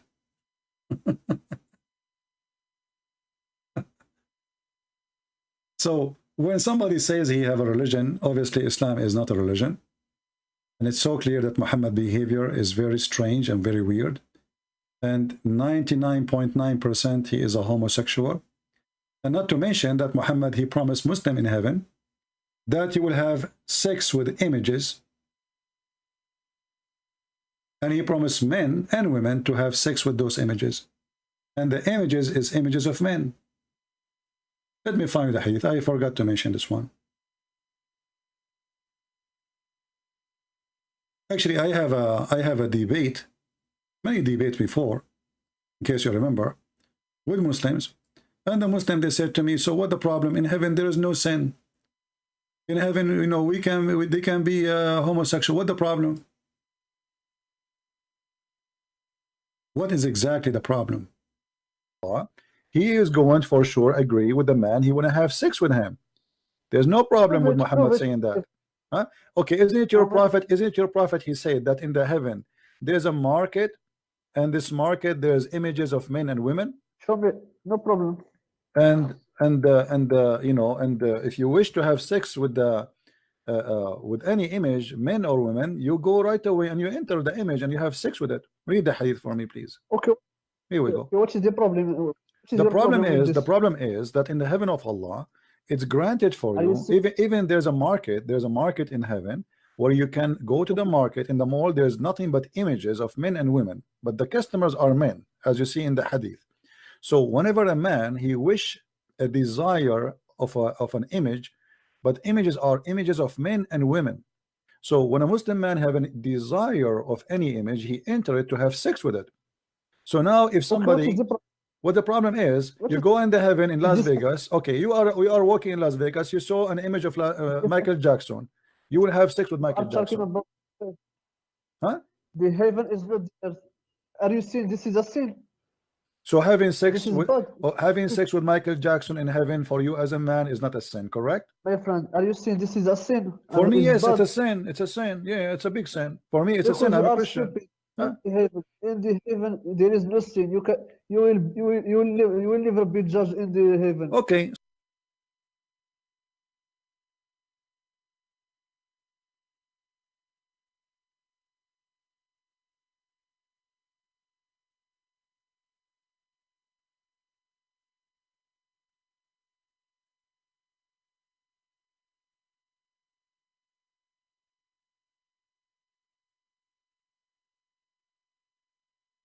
If Muhammad is not a homosexual, why he promised his men a heaven of homosexual? This Muslim, we heard him, and we have another video. The guy, he said, so what the problem? What the problem if a man have sex with a man? In heaven there is no sin. He repeat the same thing. What? He said to me, the Christian Prince, why you don't want to understand? In heaven there is no sin. I said, what if somebody want to have sex with you? No problem. What if somebody want to have sex with the Prophet? No problem. The Quran says, whatever you desire, you will have. Any desire. Actually, Muhammad, he says, whatever forbidden in this earth is going to be lawful for you in heaven.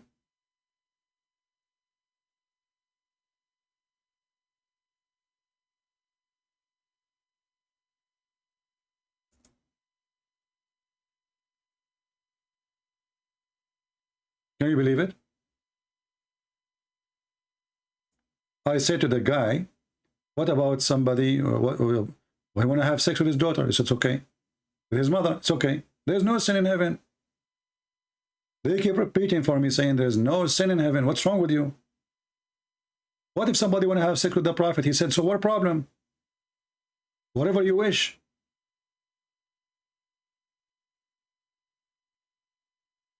Let me see if I can find the other hadith.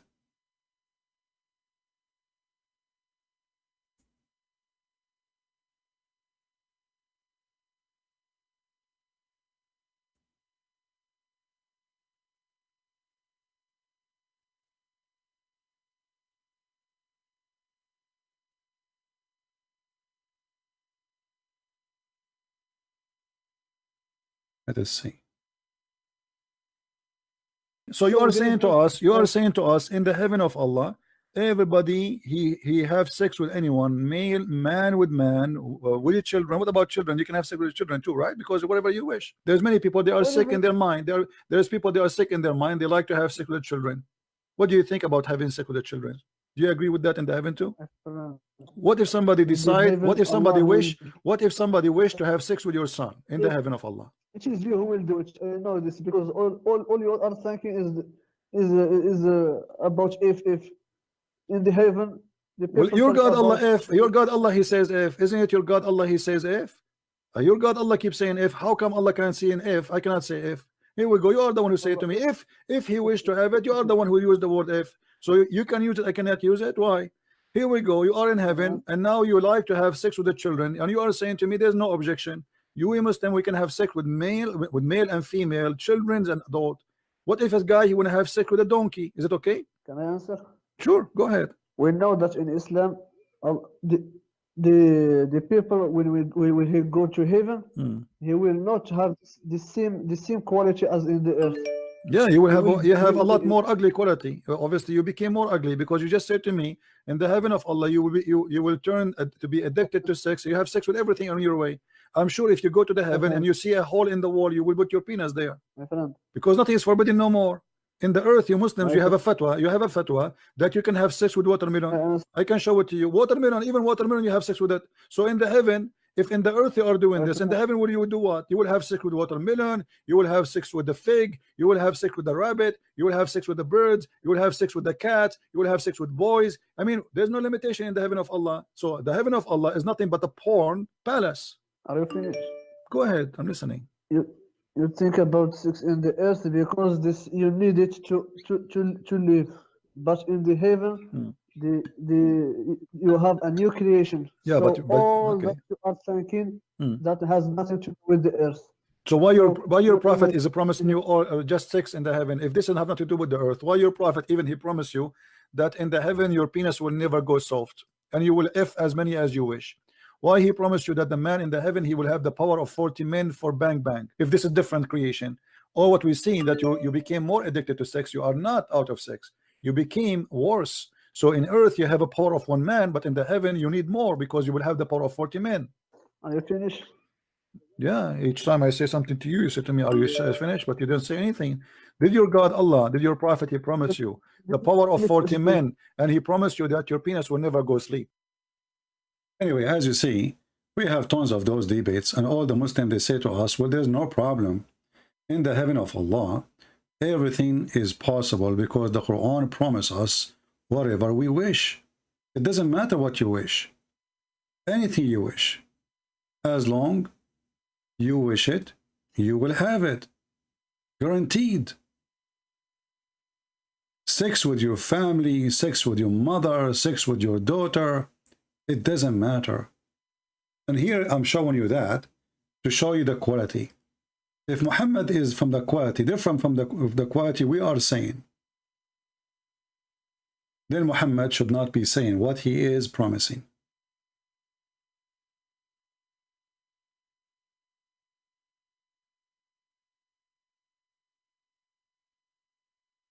He should not.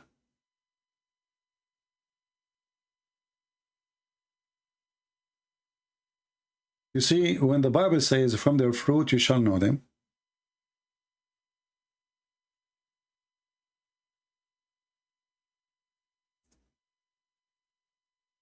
let me find this hadith here.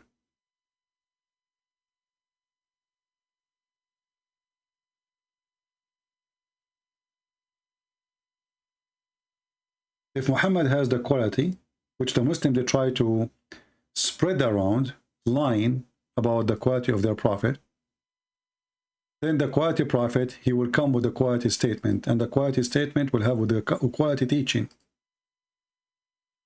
And the quality teaching have to come with the quality practicing. But as you see, Muhammad neither has a quality of practicing or ethic or promises can take us anywhere except sexuality, and even sex with men. This is a hadith which is very clear in front of us. Muslims, they try to wash their hands from it. They say to you, this is da'if. I can show you from different reference saying it is sahih. So da'if is sahih, and sahih is da'if when they want.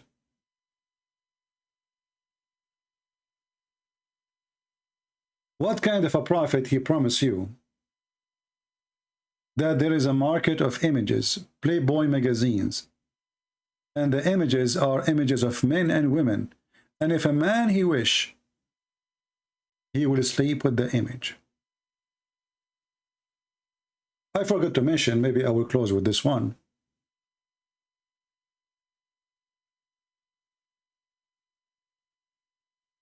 Muhammad, he claimed that he'd been raped by a bunch of black people.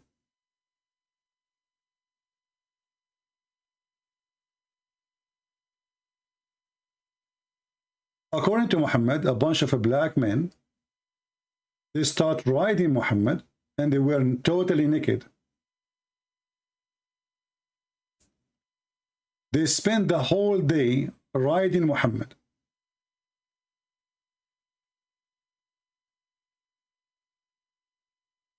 A Muslim might say to you, he is lying. Well, let us go and see. This is the book of Musnad Ahmad, very number 1, page number 299. And the story here says that Muhammad, he arrived to a place, and he found there people who they are so black and naked. There's no clothes on them. He could not see their private parts. They are naked. They are tall. They are skinny. And they start riding Muhammad, one after one.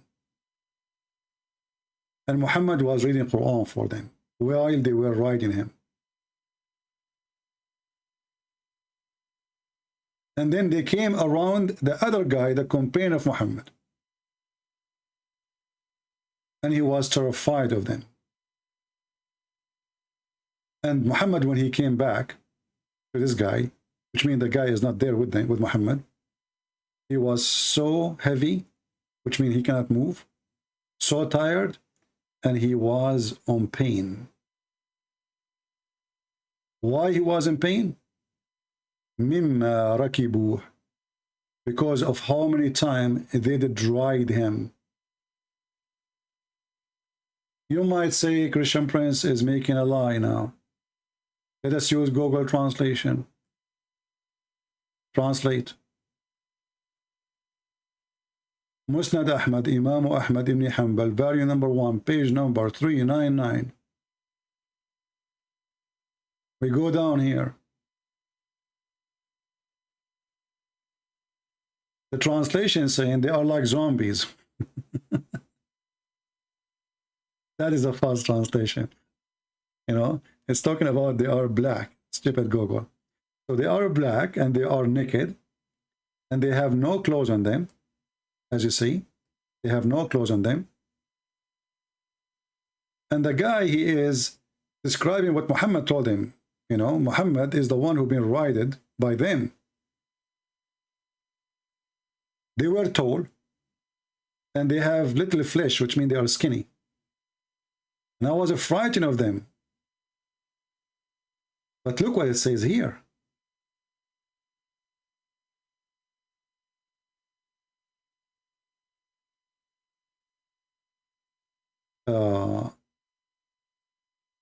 Here we go. And when the Messenger of Allah, he came back, he was heavy with pain, or almost like, you know, he is like just dying from pain. From what they have rode, they did rode him. They did rode Muhammad all day long, one after one. We don't know how many there are. All what they know, that they are black, they are tall, they are skinny, and they were wearing nothing. And they were riding Muhammad. And Muhammad, he came back, and he was suffering from pain because of how much they rode him. He said, I find me heavy. Or he said, the Messenger of Allah is in pain, is heavy. Do you see it? Translation here is not good. But what we can do, I mean, this is the only way to share with you. I mean, oh, you see, find me one thing about this man. It doesn't make, it's not wrong. He been raped, according to him. Black people raping him, riding him all day long. Why black people will ride Muhammad? You tell me. If you're a Muslim, you tell me. Muslim, they claim that those are genie. Why they are genie? Or because they are black? They are genie and they are black. And they are a human.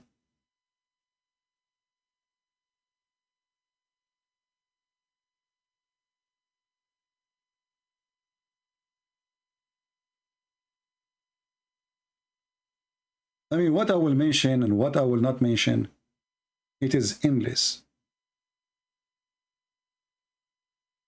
This guy, he have a sexual desire for children. He have sexual desire for men.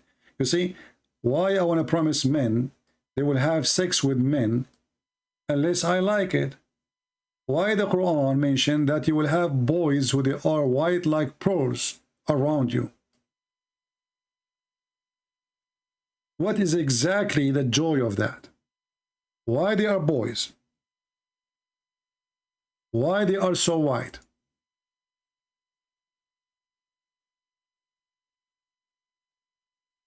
Why they are like pearls?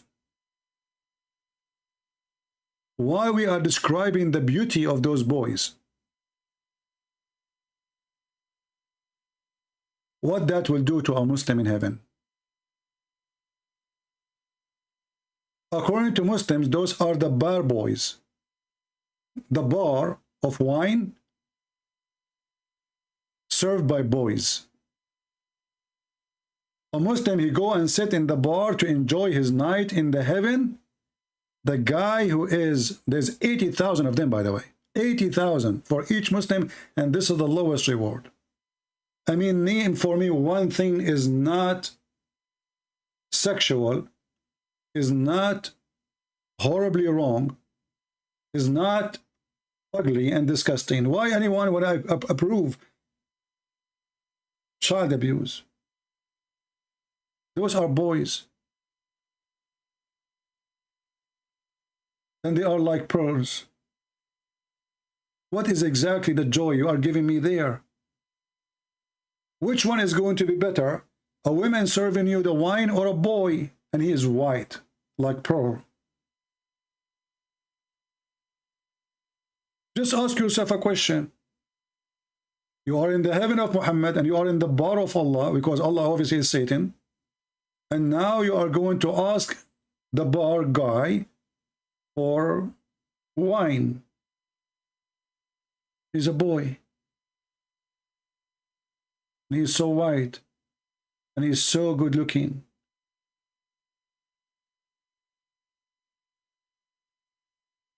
Even the different verse says that they will not bleed.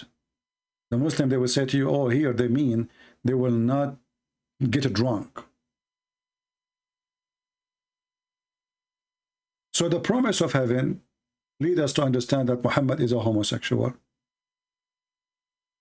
The behavior on earth proved to us that Muhammad is a homosexual. Muhammad even cannot have sex. He liked to be done, not to be doing. How we prove it? He have 0 kids. The Muslim, they say to you that Muhammad, he have Fatima as a daughter. That is a big fat lie. He have 0 kids. Those are the daughters of Khadija. How come Muhammad, he have a bunch of kids from Khadija, but suddenly he cannot have kids no more? Those are the kids of Khadija's before Muhammad. She married 2 husbands before him. And Khadija, she cannot have kids no more. She's way older than him. When the hadith says that the Prophet, he imagined himself having sex, but in fact he never did, that is showing us that Muhammad is trying to avoid to have sex with his wives. He married those women, not to sleep with them, but to spread his religion. Even the Muslim, they say to you that Muhammad was doing political, business. So he married a woman so her tribes or her family will support him.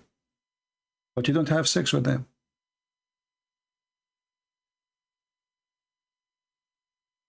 Even the hadith exposed Muhammad. When a woman, she came to Muhammad and she said that she is having orgasm, the wife of Muhammad, she said, do women have orgasm? The wife of Muhammad never, ever had orgasm. She don't know even what orgasm means.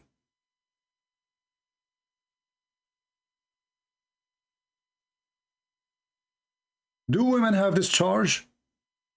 Salama, she said. Imagine your wife, you are married her for many years, and she never learned that women can have orgasm. Why?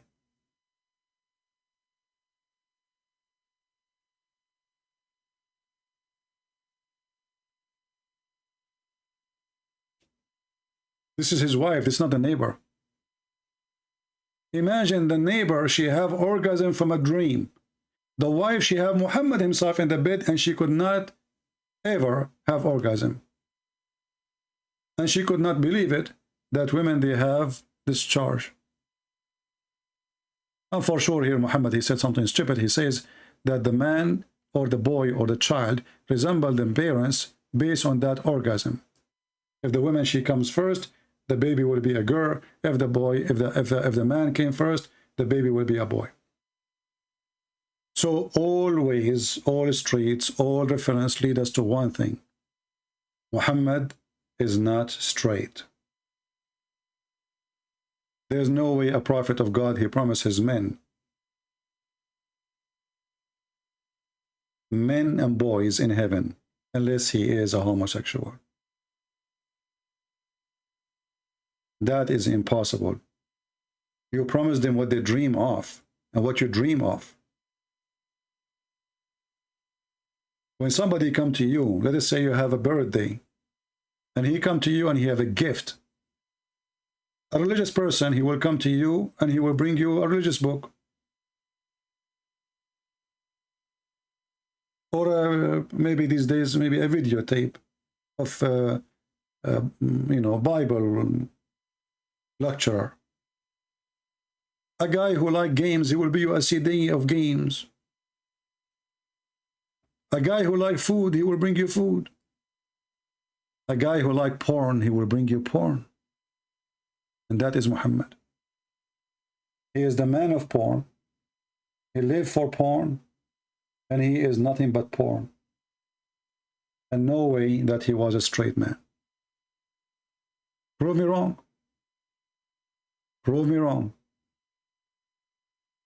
Shaving his body, eyeliner, be like a woman, men kiss him down his belly, showing his body to men, kissing men when he was naked, homosexual in his house. He never made a punishment for homosexual in the Quran. And the punishment which is coming later, nobody knows who is the one who added. And I challenge the Muslim to show me one gay he was punished in the time of Muhammad.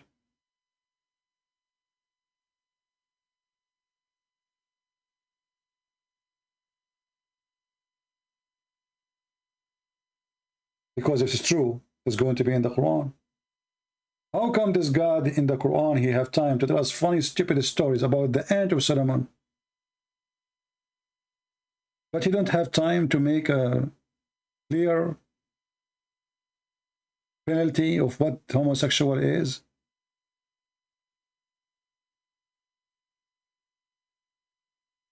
The only place the Quran confirms something, it was a story from the Bible where it's the story of Sodom and Gomorrah.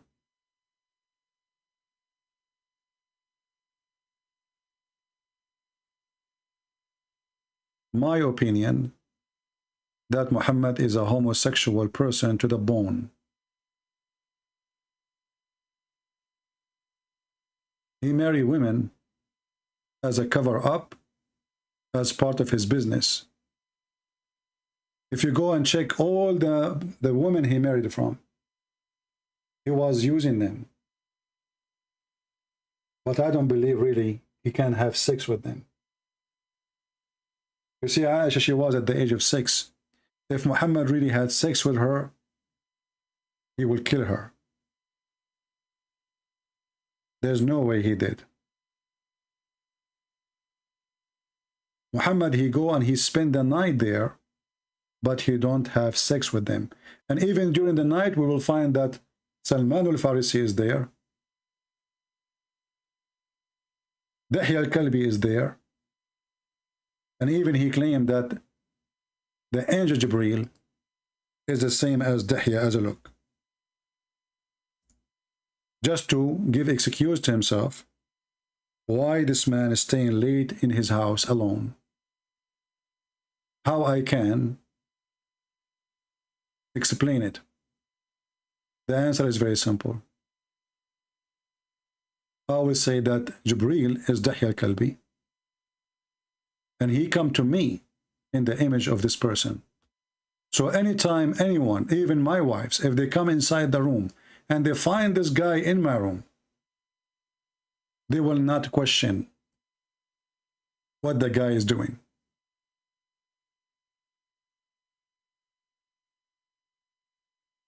the angel of God, which is an ancient angel, exists before Islam. He decides suddenly to take the image of a man who is the most close boyfriend to Muhammad, and he is the most handsome boy in the tribe of Quraysh. He could not find any image to take for himself except the image of the boyfriend of Muhammad. So now we have two Dihya al-Kalbi, the real one and the angel. Who want to believe in that? It was just an excuse for Muhammad to stay with the man alone, and nobody questioned in case somebody came and they saw him with him. I hope we learned something good for today, and feel free to download the video. As you know, I don't keep my videos for long. I will keep this one maybe for 3-4 hours, and then we will take it down. Thank you all for being here. May the Lord bless you. Until we see you soon again. Christ is Lord, and Muhammad obviously is the last one to be called the prophet of God. He has 0 prophecies. After all what the Muslims they say, we can debunk them one by one. They have 0 ethic. From their fruits you shall know them. Talk is cheap. Fruit only what count. Thank you.